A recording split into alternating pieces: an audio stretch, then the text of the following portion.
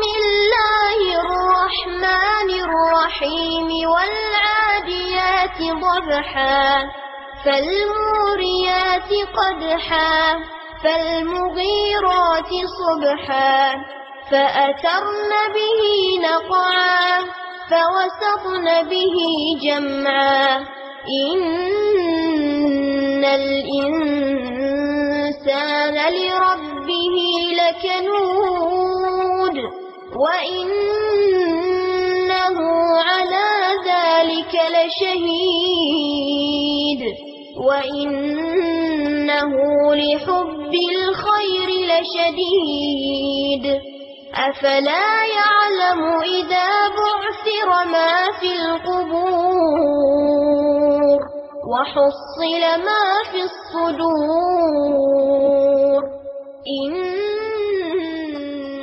ربهم. السلام عليكم ورحمة الله وبركاته. அன்பிற்குரிய சகோதரர்களே, இஸ்லாமும் வர்த்தகமும் என்ற இந்த கருத்தரங்கத்திலே கலந்து கொண்டு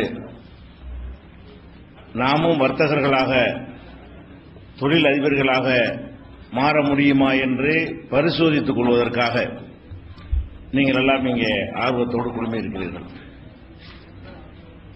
இந்த நிகழ்ச்சியிலே தொழில் அதிபர்களுக்கு, தொழில் செய்பவர்களுக்கு பயனுள்ள பல தகவல்களை நான் எனக்கு கொடுக்கப்பட்ட நேரத்தில் தெரிவிக்க விரும்புகிறேன். இப்ப என்னென்னோ நிபுணர்கள் எல்லாம் சொல்லக்கூடிய இந்த ஆலோசனைகள் நிச்சயமாக நமக்கு பயன் தரும் என்று சொன்னாலும், தொழில் அதிபர்களை நீங்கள் கவனித்தீர்களேயானால் சரிபாதிக்கு மேலே இருக்கக்கூடிய தொழில் அதிபர்கள் இது போன்ற ஒரு முறைப்படுத்தப்பட்ட ஒரு பயிற்சி எடுக்காதவர்கள்.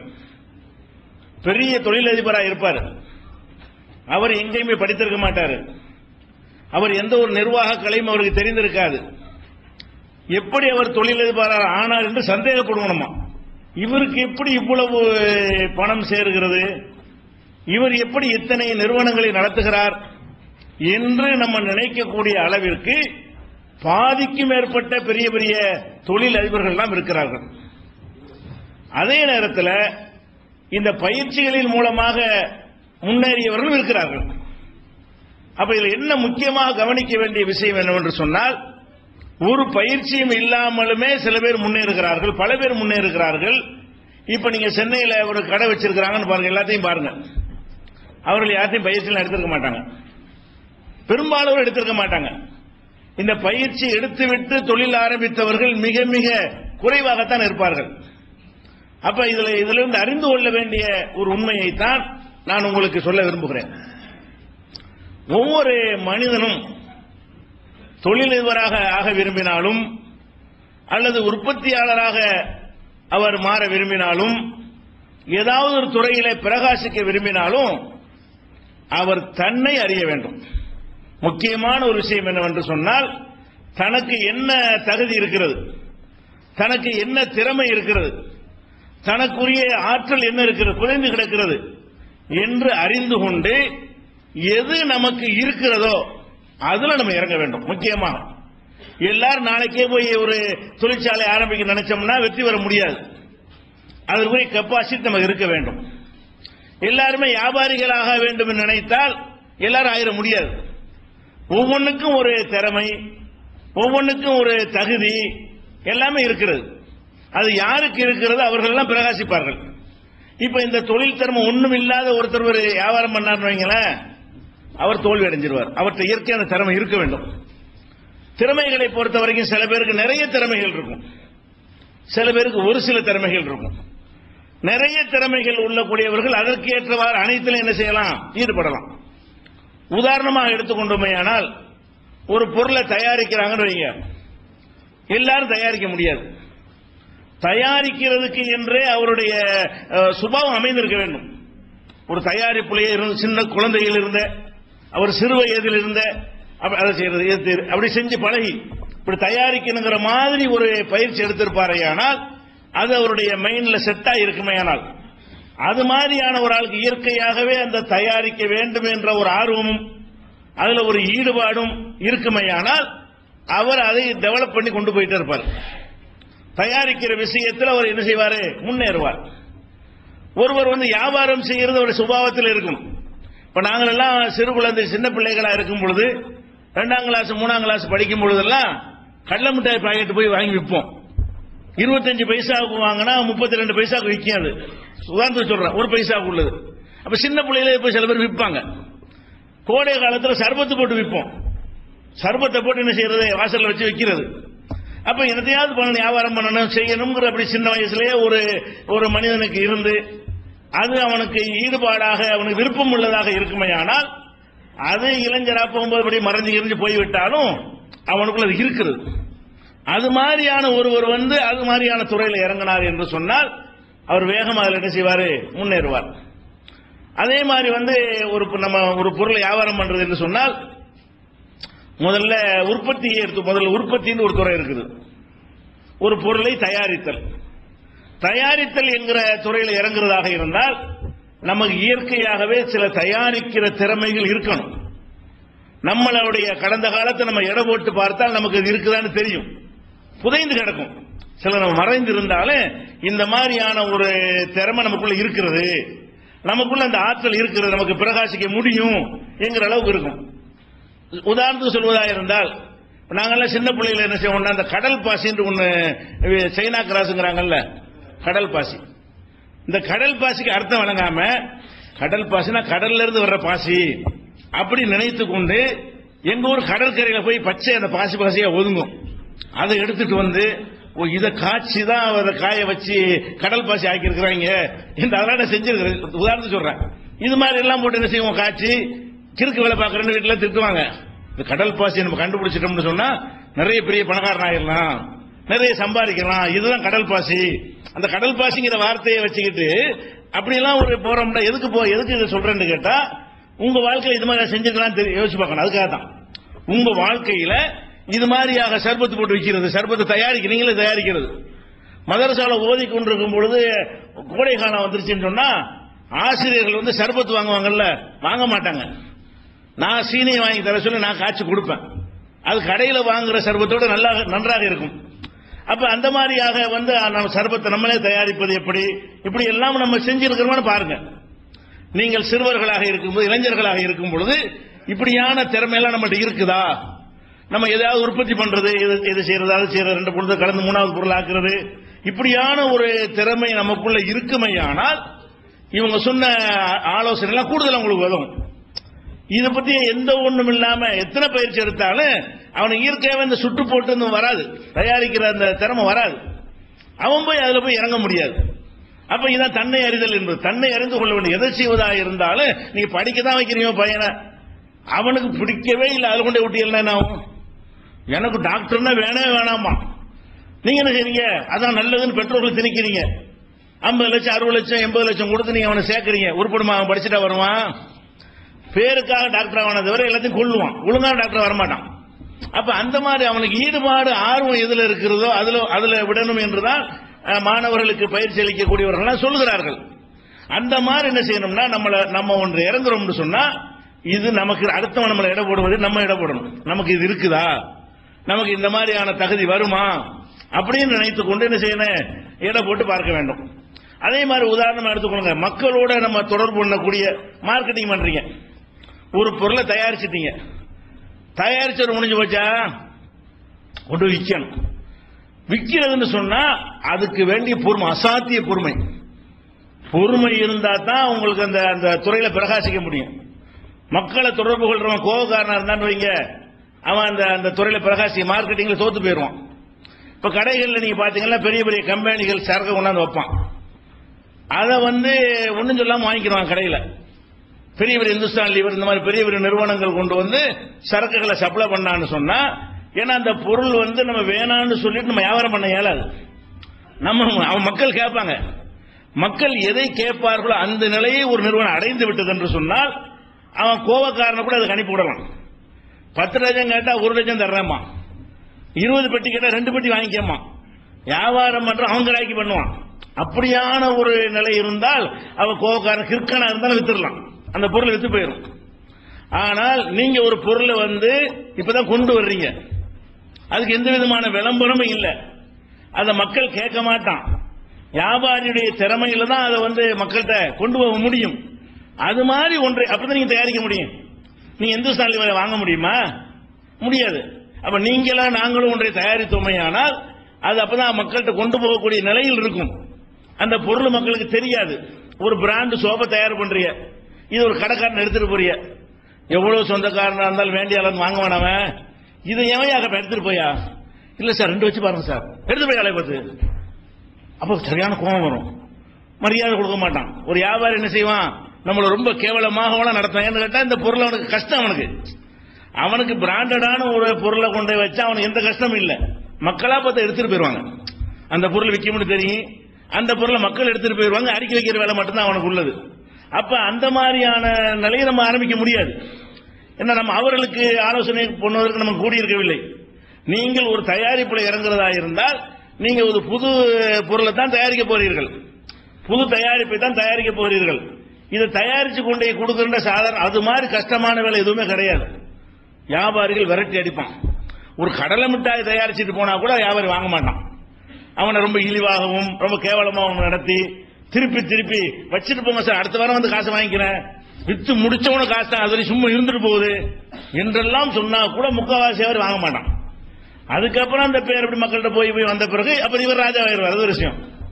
இவர் சொல்றதுதான் அங்க சட்டமாயி போயிரு. மக்கள் கேட்க ஆரம்பிச்சுட்டான்னு வைங்க, மக்கள் கேட்கிற நிலைமை வர்ற வரைக்கும் நீங்க தயாரிக்கிற பொருளை கொண்டு வியாபாரிட்ட வாங்க வைக்கிறதுக்கு படுற பாடு அவ்வளவு பெரிய கஷ்டமா இருக்கும். இது ஒரு கோபக்காரங்கள் இறங்க முடியுமா? உங்களை எடை போடுறீங்க, மூக்குக்கு மேல கோபம், நீங்க இந்த வேலைக்கு போன என்ன ஆகும்? முடிஞ்சு வச்சு போட வேலையை பார்த்து போயிடுவீங்க, ராஜினாமா பண்ணிட்டு போயிடுவீங்க, அல்லது இழுத்து மூடிட்டு போயிடுவீங்க. அப்ப ஒரு மனிதன் வந்து நம்ம செய்யறதுக்கு முன்னாடி நம்ம இந்த மாதிரி தன்மை நம்மகிட்ட இருக்குதா, இது ரொம்ப சபர், ரொம்ப பொறுமை வேணும், ரொம்ப இன்னைக்கு பேசணும், ரொம்ப ஒரு அர்ப்பணிப்போடு இருக்கணும், ரொம்ப கஷ்டப்படணும், அப்படின்லாம் விளங்கினா தான் என்ன செய்ய முடியும், அந்த துறையில் பிரகாசிக்க முடியும். அதே மாதிரி வந்து நீங்க வியாபாரம் பண்ணீங்களா, வியாபாரத்தை கடை வாங்கி விற்கிறதுக்கு பேர் வியாபாரம் கிடையாது. வியாபாரத்துக்குள்ள நிறைய விஷயங்கள் அடங்கி இருக்கு. ஒரு வியாபாரியா ஒருத்தர் இருப்பதாக இருந்தால் அதை வந்து வெற்றிகரமாக ஆக்குவதற்கு நிறைய விஷயங்களை அவன் கடைபிடிக்க வேண்டும். வியாபாரி என்று சொன்னா மக்கள் அன்றாடம் வந்து போகக்கூடிய விஷயம். மக்கள் நம்மளை தேடி என்ன செய்யறாங்க, வர்றாங்க, புது புது ஆட்கள் வர்றாங்க, வாடிக்கையாளர்களாக வந்து கொண்டிருப்பார்கள். அப்ப அவ்வளவு பேருமே நம்மளை ஈர்க்கக்கூடிய வகையில் நம்முடைய நடவடிக்கைகள் இருக்க வேண்டும், நம்முடைய வியாபார முறைகள் இருக்க வேண்டும். அவன் எதிர்பார்க்கக்கூடிய வகையில் யாரும் கொடுக்காத சில சலுகைகள் சேவைகள் நம்மிடமிருந்து அவனுக்கு கிடைக்க வேண்டும். இப்படி பல விஷயங்களை நம்ம கவனத்தில் கொண்டு செய்தோமையானால் அப்ப வியாபாரியை என்ன செய்யலாம், நீங்க பிரகாசிக்க முடியும். நம்ம சுபாவம் என்ன, 100 ரூபாய்க்கு வாங்கி 200 ரூபாய்க்கு விற்கிற சுபாவம் ஒருத்தனுக்கு இருக்கணும், வைங்க, இவெல்லாம் வியாபாரி ஆக முடியாது. நம்மளுடைய எல்லாத்தையும் சுபாவம் இருக்கு, ரெண்டு இருக்கு, உடனே ரெண்டாக்குறது. 10 ரூபாய்க்கு 20 ரூபா, 50 ரூபா 100 ரூபா, இப்படியான ஒரு சுபாவத்திலேயே ஒருத்தர் என்ன செய்வாரு, எதை எடுத்தாலும் அந்த தாறுமாறா லாபம் வைக்கிற சின்ன வயசுல இருந்து அவருடைய பழக்க வழக்கங்கள்ல இருந்து ஒரு பிளாட்பாரத்தில் வாங்கி வித்தா கூட 10 ரூபா செருப்பு வாங்கி 30 ரூபாய்க்கு விற்கிறாருன்னு, இவரை கொண்டே ஒரு வியாபாரத்தை ஒரு நிறுவனத்தில் உட்கார வச்சுக்கலாம், அந்த மாதிரி தான் போடுவாரு, அந்த மாதிரி தான் விலையை நிர்ணயிப்பாரு. அவரால் வரவே வராது, கையை அறுக்கிற மாதிரி இருக்கும். 10 ரூபா பொருளுக்கு 12 ரூபா விலை போடுறது வந்து அவர் தன்னைத்தானே தற்கொலை செஞ்சா எப்படி இருக்கும், அறுத்து கொண்டால் அந்த மாதிரி அவருக்கு தாங்க இயலாது. எப்படி நம்ம 12 ரூபாய்க்கு கொடுக்கிறது, 10 ரூபாய்க்கு 11 ரூபாய்க்கு எப்படி கொடுக்கிறது, அப்படிங்கிற மாதிரியான ஒரு நிலைக்கு அவர் தள்ளப்படுவார். அப்ப அவருக்கு என்ன இருக்குன்னு நபிகள் நாயகம் ஸல்லல்லாஹு அலைஹி வஸல்லம் சொன்னாங்க, எந்த மனிதன் வியாபாரத்தில் ரஹிமல்லாஹு ரஜுலன், ஒரு மனிதனுக்கு அல்லாஹ் அருள் செய்கிறான், யாரு, சம்ஹன், பெருந்தன்மையாக நடக்கிற.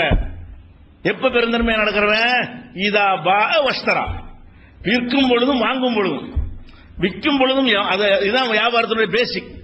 வியாபாரத்துடைய பேசிக் என்னவென்று சொன்னால், நீ விற்கிறவனா இருந்தாலும் சரி வாங்குறவனா இருந்தாலும் சரி, ஒரு பெருந்தன்மையோட எவன் நடந்து கொள்கிறானோ அவனுக்கு இறைவன் அருள் செய்கிறான். இது வியாபாரத்துக்கு ரொம்ப மஸ்ட் அவசியம். பெருந்தன்மை என்ன, 121 ரூபாண்டு வரும், 1 ரூபாய் இல்லம்மா வச்சுட்டு போகணும், இதான் போயிட்டு போகுது, நாளைக்கு கூட இல்லாட்டி போப்பான்னு சொல்லணுமா இல்லையா. 121 ரூபாய்க்கு ஜாமான் வாங்கியிருப்பான், 120 ரூபா அவன்கிட்ட இருக்கு, அதுல இன்னொரு 100 ரூபாய் மாற்றுறதுக்கு விருப்பம் இல்லாம இருப்பான், சில்லறையை வச்சுக்கிறதுக்கு. 120 ரூபாய் தரான்னு வைங்க, போய் 1 ரூபா மாத்திடுவான். இது வந்து இவன் தர மாட்டான், இவன் நாளைக்கு போக மாட்டேங்க. இந்த மாதிரி ஒருத்தன்ட்ட வந்து நம்ம ஒரு கஸ்டமர் நம்ம அனுபவிச்சான்னு வைங்களேன், எல்லாம் மனுஷனா, அந்த மாதிரியான ஒரு நிலைக்கு வந்து வியாபாரம் பண்ண முடியுமா? போங்கன்ற 50 காசு கூட மாட்டாங்க சில கடைகள்ல, 50 காசு கம்மியாக 50 காசு வச்சுட்டு போ. இதெல்லாம் ஒரு பெருந்தன்மையற்ற ஒரு மேட்டராக இருக்கிறது. அது மாதிரி சில ஆளுக்கு இப்படி கேட்கவே செய்வாங்க. 234 ரூபா இருக்கும்ல, 4 ரூபாய் தள்ளுபடி பண்ணிக்கிறீங்களேன், அந்த பொருள்ல முடியும்னா சரின்ற வேண்டியதான், கரெக்டா எண்ணி வை. இதுகள் எல்லாம் மக்களை வெறுக்கத்தக்கதாக இருக்கும். அதே மாதிரி நம்ம பொருள்களை வியாபாரம் பண்ணக்கூடிய நேரத்தில் குறைந்த லாபத்துக்கு வித்து போடுவோம். நிறைய லாபத்துக்கு எங்க விற்கலாம்னு கேட்டா, அதாவது வாடிக்கையாளர்களை இல்லாம பஸ் ஸ்டாண்ட்ல விற்கலாம். அதுக்கு குறிப்பிட்ட நிரந்தர வாடிக்கையாளர் கிடையாது. ஏன்னா ஒருத்தர் நாளைக்கு வந்துட்டு அவனை திருப்பி வருவான்னு சொல்ல முடியாது. அதை தவிர ஒரு வழியும் இல்லை அவனுக்கு. பஸ் ஸ்டாண்டுக்குள்ள போயிட்டா பஸ் ஸ்டாண்டுக்குள்ள தானே வாங்கணும், வெளியே வாங்கினா பஸ் ஸ்டாண்ட் பேக்கெல்லாம் தூக்கி போயிருவாங்க. அவள் லக்கேஜ் தூக்கிட்டு வெளியே வர முடியாது. இப்படியான இடங்கள்ல ஒருத்தன் தாறுமாற அது வைக்கக்கூடாது. அது ஒரு விஷயம். அதிக லாபம் வச்சான்னு சொன்னால் அவனுக்கு ஏதோ ஓடும், வண்டி ஓடும் ஒத்துக்கொள்ளலாம். ஆனால் உங்களை அதே மக்கள் திருப்பி திருப்பி நேற்று அன்னைக்கு வருவான், போன மாசம் வந்தவன் அன்னைக்கு வருவான், போன வாரம் வந்தவன் அன்னைக்கு வருவான். அந்த மாதிரியான பகுதியில் நீங்க வியாபாரம் செய்யும் பொழுது இவனை தான் நீங்க திருப்பி திருப்பி பார்க்க போறீங்க. எந்த இடத்துல நீங்க வியாபாரம் பண்றீங்களோ இவன் தான் நாளைக்கு வர போறான், இங்க இருந்து இறங்க போறது கிடையாது. அப்ப நம்ம ஒரு திருவல்லிக்கேணியில் வியாபாரம் பண்றோம்னு சொன்னா திருவல்லிக்கேணி மக்கள் தான் நமக்கு வேணும்.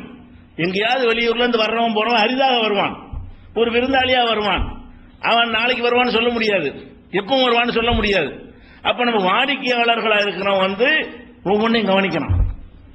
அப்ப அவனுக்கு இருக்கக்கூடிய வகையில் என்ன செய்யணும், கம்மியான விலை, குறைந்த விலைன்னு கொடுங்க. குறைந்த விலைங்கிறதுல என்ன நடக்கும் என்று கேட்டால், நீங்க இன்னைக்கு குறைந்த விலையில் எப்படி நம்ம சம்பாதிக்க நீங்க நினைக்கலாம். குறைந்த விலைங்கிறத நீங்க உண்டாக்குனீங்க என்று சொன்னா பல மடங்கு வியாபாரம் நடக்கும், பன்மடங்கு வியாபாரம் பெருகிவிடும். 1 லட்சம் ரூபாய்க்கு ஒருத்தன் வியாபாரம் பண்றான் அதிகமான விலையில் வைங்க, நீங்க குறைச்சிங்க என்று சொன்னா 10 லட்சம் ரூபாய்க்கு பண்ணுவீங்க. அப்ப உங்களுக்கு அவனை விட அதிகமான லாபம் கிடைச்சிடும். ஆனா லாபம் குறைவா வச்சிருப்பீங்க. 50 காசு லாபத்துக்கு விற்கக்கூடிய வியாபாரிகள் எல்லாம் இருக்கிறார்கள். அட்டைப்பட்டி நான் ஒரு சோப் பாக்ஸ் இறக்குவாங்களா, வாங்கின விலைக்கு வித்துருவாரு. என்னடா ஒரு நாளைக்கு 40 பெட்டி விற்கும், இந்த அட்டைப்பட்டி 20 ரூபாய்க்கு போகும். அட்டைப்பட்டி போடுறாங்க இல்லையா, அதுதான் லாபம். இப்படியான கொள்கைகள் எல்லாம் வியாபாரம் பண்றவங்க இருக்காங்க. அப்ப அள்ளிக்கிட்டு போவாங்க மக்கள். அப்ப அதிக நமக்கு நஷ்டமெல்லாம் வராது. அப்ப குறைந்த லாபத்தில் நம்ம வியாபாரம் பண்ணணுமே ஆனால் நம்ம நினைத்து பார்க்காத வகையில் மக்கள் வருவாங்க. இது மக்களை ஹதீஸ்ல அப்படிதான் இருக்கிறது. பெருந்தன்மை நடக்கிற அர்த்தம். இன்னைக்கு எந்த மக்கள்கிட்ட இப்ப கேளுங்க, வியாபாரியை ஒரு நண்பராக பார்க்கிறவன் எத்தனை சதவீதம் இருப்பான், வில்ல மாதிரி பார்க்கறான். எல்லா வியாபாரிகளையுமே கஸ்டமர்கள் பொதுமக்கள் எப்படி பார்க்கறாங்கன்னா, கொலகார கொடுங்கோலைவன் நம்மளை கொள்ளடிச்சு திங்கிறான் இப்படி நினைக்கிறாங்களா? இல்ல நீ மறக்க முடியுமா? வியாபாரிகளை பூரா அந்த மாதிரி தான் நம்ம பார்க்கிறோம். மக்கள் என்ன செய்யறான், இவங்க நம்மள ஏமாத்திர திங்கிறாங்க, ஏமாத்தி சாப்பிடறாங்கிற மாதிரியான ஒரு கருத்து உண்டாகி கொண்டு இருக்கிறது. சில்லறை தட்டுப்பாடு இருக்குன்னு வைங்களேன், கஸ்டமர்கள் கொண்டு சில்லறை தருவாங்க. எப்ப தருவாங்க, நீங்கள் அவர்களுக்கு சேவை செய்து அவங்களுக்கு நீங்க நல்லபடி நடந்து கொள்ற காரணத்தினால தேவைப்படுற மெனக்கட்டு சில்லறை வாங்கி கொண்டு வந்திருந்தாங்க. 200 ரூபாய்க்கு சில்லறை, 300 ரூபாய்க்கு சில்லறைம்பாங்க. ஏன் நம்ம ஒரு சேவையாக வியாபாரத்தை ஒரு சேவைங்கிற அடிப்படையில் செய்யணுங்கிற மனநிலை ஒருத்தருக்கு இருக்குமையானால் அவர் தான் சரியான வியாபாரியை பிரகாசிக்க முடியும், வளர முடியும். இல்லைன்னா ஒரு சின்ன லிமிட், வேற வழியெல்லாம் அந்த தெருவில் ஒரு கடை இருக்கு, அங்கிருந்து மெனக்கட்டு வேற இடத்துக்கு போக மாட்டாங்க, அவனை மட்டும் வச்சு வியாபாரம் பண்ண நினைச்சீங்கன்னு சொன்னா அது எப்படி செஞ்சுட்டு போயிடலாம். ஆனா வளரணும், பெருகணும், 1 2 ஆக்கணும், 2 3 ஆக்கணும் என்றெல்லாம் இருக்குமே. ஆனால் உங்களை தேடி எங்கெங்க இருந்தாலும் ஆட்கள்லாம் வர வைக்கலாம். ஒரு இடத்தில் நீங்கள் தொழில் செய்து கொண்டு நம்ம ஏன் அந்த திருவல்லிக்கேணி மட்டும் கணக்கு பண்ணணும், ஏன் எக்மோர் மட்டும் கணக்கு பண்ணணும்? இங்க வைக்கிற வியாபாரத்தில் நம்ம கொடுக்கிற சலுகைகள் எங்க இருக்கிறவனே கொண்டு சேர்க்கட்டுமே அப்படின்னு நினைத்தீர்களே. ஆனால் குறைவான விலைக்கு நீங்க கொடுத்தீங்கன்னு சொன்னா 100 ரூபாய் ஆட்டோக்கு போனாலும் 500 ரூபாய் மிச்சம் இருக்குல்ல, அப்படி எல்லாம் வாங்கி கொண்டு வரக்கூடிய காட்சியெல்லாம் இருக்குது. அதனால அதிக லாபம் வியாபாரம் செய்ய நினைத்தீர்களே, ஆனால் அதிக லாபத்தை எதிர்பார்க்காதீங்க. எம்ஆர்பி எல்லாம் போட்டுருமா, எம்ஆர்பி எல்லாம் எப்படி போடுறது? எம்ஆர்பி என்பதெல்லாம் பெரிய பெரிய நிறுவனங்கள் கொள்ளையடிப்பதற்காக வேண்டி அந்த நடுத்தர கம்பெனிகள் இருக்குல்ல, அதுக்கு எம்ஆர்பி அவன் தான் நிர்ணயிப்பான். பெரிய பெரிய கம்பெனிகளுக்கு அவன் நிர்ணயிக்க மாட்டான். இந்துஸ்தான் லிவர் நான் சொல்றேன் பாருங்களேன், அந்த மாதிரி கம்பெனிக்கு அவன் தான் அந்த எம்ஆர்பி அதிகபட்ச விலை நிர்ணயிக்கிறான்ல. அப்படி 2ஆம் நிலையில் உள்ள கம்பெனிகள் இருக்காங்க பாருங்க, இவன் பேர் கடையில் கொடுத்தவன 40 ரூபாய் போட்டு போனா 80 ரூபாய் மாதிரி போட்டு கொண்டு வாங்க. அவன் விற்று தயாரிக்கிறவன் 40 ரூபாய் போட்டு கொண்டு வருவான். ஒரு மசாலா தூள்னு வச்சுக்கிறீங்களேன், மசாலா தூள் அது 10 ரூபா நமக்கு போடுவாங்க, நமக்கு 10 ரூபா அதுக்கு விலை அடக்கம் போடுவான். எம்ஆர்பி 40 ரூபான்னு போட்டிருப்பான். ஏன்டா 10 ரூபாய்க்கு தந்துக்க 40 ரூபாய் விலை போடுறேன்னு கேட்டா, அப்படிதான் அந்த சூப்பர் மார்க்கெட்ல சொன்னாங்க. இல்லாட்டி வாங்க மாட்டேங்கிறாங்க. அப்ப 10 ரூபா பொருளுக்கு நீ எம்ஆர்பி 40 ரூபான்னு போட்டு கொண்டு வந்தா தான் நாங்க ஒரு 2 ரூபா கம்மியா கொடுத்து என்ன செய்வோம், நம்ம எம்ஆர்பி குறைச்சு கொடுக்கறோம்னு சொல்லி 28 ரூபா நாங்க சம்பாதிப்போம் இப்படின்னு சொல்லி நடுத்தரமான கம்பெனிகளுடைய எம்ஆர்பி எல்லாம் அந்த கம்பெனிக்காரன் போடுவது கிடையாது. சூப்பர் மார்க்கெட்ல பெரிய பெரிய சூப்பர் மார்க்கெட் இருக்குல்ல, அவன் தீர்மானிக்கக்கூடிய விஷயம். இப்ப 40 ரூபா போடுறான்ல 11 ரூபான்னு கொடுப்போம். 40 ரூபாய் 11 ரூபாயா? அவன் நம்ம என்ன செய்வோம், அப்புறம் அவனே போட்டிருக்கான்ல யாருக்கு தெரிய போகுது, ஒரு 35 ரூபான்னு கொடுப்போம். நமக்கு ஆசை வரும். இந்த மாதிரி தன்மை இருந்துச்சுன்னு சொன்னா தெரிஞ்சு போயிடும் அவனுக்கு. அவனுக்கு என்ன, நான் இடத்துல விசாரிக்கும் பொழுது 30 ரூபாய்க்கு கொடுத்த கொடுப்பானா, இவன் கொள்ளடிச்சிருக்கான், 80 கொள்ளடிச்சிருப்பான், எத்தனை மாசம் மட்டும் வாங்கி இருக்கிறோம் அப்படி நினைப்பானா இல்லையா? 30 ரூபாய் வாங்கிட்டு இருந்தா அடுத்து இன்னொரு 25 ரூபாய் கொடுத்துருந்தவங்க இவனுக்குள்ள காரணம் இருக்கிறான். ரொம்ப நாளைக்கு நிக்குமா, தெரிஞ்சு போயிருமா இல்லையா? அப்ப இந்த சில எம்ஆர்பியில இருந்து நீங்க பாத்தீங்கன்னு சொன்னா, இந்த பிராண்டட் கம்பெனி விட்டுட்டு பாத்தீங்கன்னா அது எல்லாமே எம்ஆர்பி வந்து தாறுமாறா போடுறது, பன்மடங்கு போடுறது. நமக்கு என்ன விலைக்கு தர்றான்னு அது மாதிரி 10 மடங்கு போடுறவர்களாம் இருக்கிறார்கள். அப்ப அவன் என்ன நினைக்கிறான், அந்த எம்ஆர்பிங்கிறது வந்து அதான் கரெக்டான ரேட்டுங்கிற அளவு ஒரு சித்திரத்தை உண்டாக்கி இருக்கிறாங்க. இது மாதிரி நிறைய பொருள்கள் இருக்கிறது. மளிகையில இருந்து எல்லா பொருள்கள்லையுமே ரொம்ப அதிகமான அளவுக்கு லாபம் வைத்து தான் எம்ஆர்பி போடுகிறார்கள். இது வியாபாரிகளுக்கு லாபம் செய்வதற்கு பேர்ல செய்யறான்.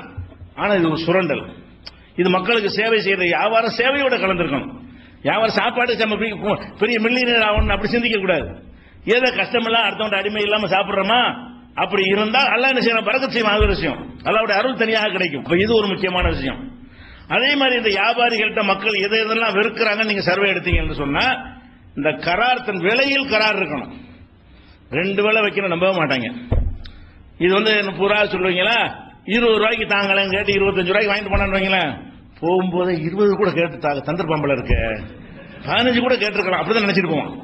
நீங்க 25 கரெக்டான ரேட்டு கொடுத்தா கூட அவன் என்ன செய்யறான், 30 ரூபான்னு சொன்னான்ல 25 தானே கேட்டோம், 20 கூட கேட்ட தந்திரப்பாம்பல இருக்கு, கொஞ்சம் கிராக் பண்ணி பார்த்துருக்கலாமே, அநியாயமா ஏமாந்துட்டமே தான் போவோம்.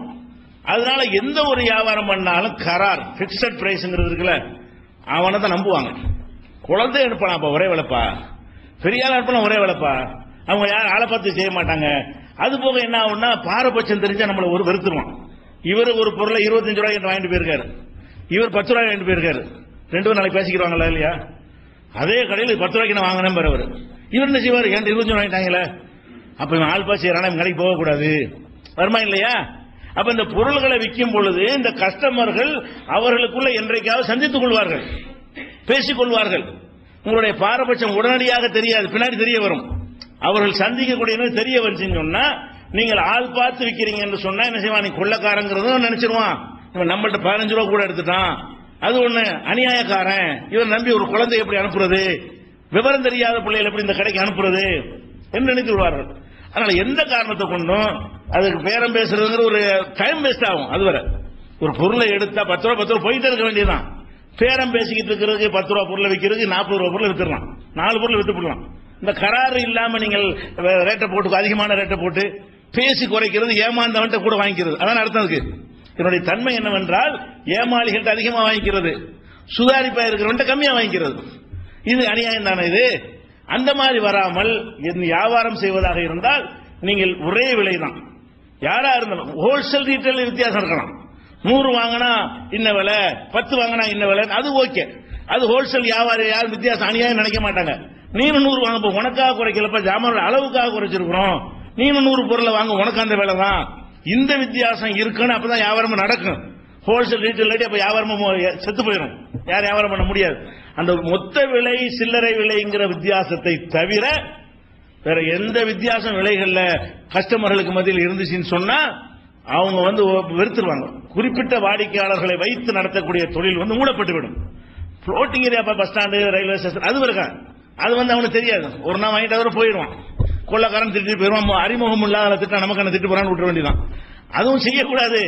நீங்க தொழிலுக்கு அடிப்படையில் உங்களுக்கு சொல்லிட்டு இருக்கிறேன், இது கண்டிப்பா பாதிக்கும். ஒரு குறிப்பிட்ட ஏரியாவில் உள்ள மக்களை சார்ந்து நீங்கள் தொழில் செய்வதாக இருந்தால், பல பகுதியில் உள்ளவர்கள் உங்களை தேடி வரணும் என்று நீங்கள் விரும்பினீர்களே ஆனால் ஒரே விலை, அதை கடைபிடிக்கணும். இது வந்து மக்கள் வெறுக்கிறாங்க. இந்த பேரம் பேசுறதுன்னு செய்றாங்க. ஆசை நீங்க அதிகமா போட்டு பேரம் பேசுறா, பேசி பார்க்கறானே தவிர உள்ளுரை எதை விரும்புறான், பேரம் பேசாத கடை தான் கரெக்ட்னு நினைக்கிறான். மனிதனுடைய சைக்கிள் அது உண்மை. அதுதான். அடுத்ததாக இந்த வியாபாரத்தில் உள்ள நம்ம வியாபாரிகள்ட்ட உள்ள அடுத்த குறை என்னன்னு கேட்டா, ஒரு பொருளை வாங்கிட்டான். வாங்கிட்டு உடனேயோ நாளைக்கோ இது வேணாங்கன்னு திருப்பி தருவான். தவறா வாங்கினால மனுஷன் தானே, மனிதன் தவறு செய்யக்கூடியவன். தவறு செய்யக்கூடிய வகையில் ஒரு பிராண்ட் சோப்புக்கு பதிலா இன்னொரு பிராண்ட் என்ன செய்வாங்க, வாங்கிட்டு போயிருவாங்க. வீட்டில் போனா அவங்க அம்மா திட்டுவாங்க, ஏன்டா இதை வாங்கிட்டு வந்த, அந்த சோப்போட கேட்டேன் அப்படிம்பாங்க. அல்லது காசு இருக்காது, இதுக்கு மேல வேற ஒண்ணு விடுபட்டு இருக்கு, இதை கொடுத்துட்டு வேற பொருள் வாங்கன்னு நினைப்பாங்க. இதை 90% வியாபாரி வாங்க மாட்டாங்க. விற்ற பொருள் திரும்ப பெற மாட்டாது. என்ன விட்டுருக்காங்க, பில்லுல எழுதியிருப்பானு. பில்லு போடும் பொழுது விற்ற பொருள் திரும்ப பெறப்படாது. அப்ப அவன் வேதனை நீங்க பார்க்கணும். தெரியாம வாங்கிட்டான், அவன் யூஸ் பண்றது இல்ல, அவன் பயன்படுத்தாத ஒரு பொருள், விற்ற பொருள் வாங்க மாட்டான். அவன் நிலையில பார்க்கணுமா இல்லையா?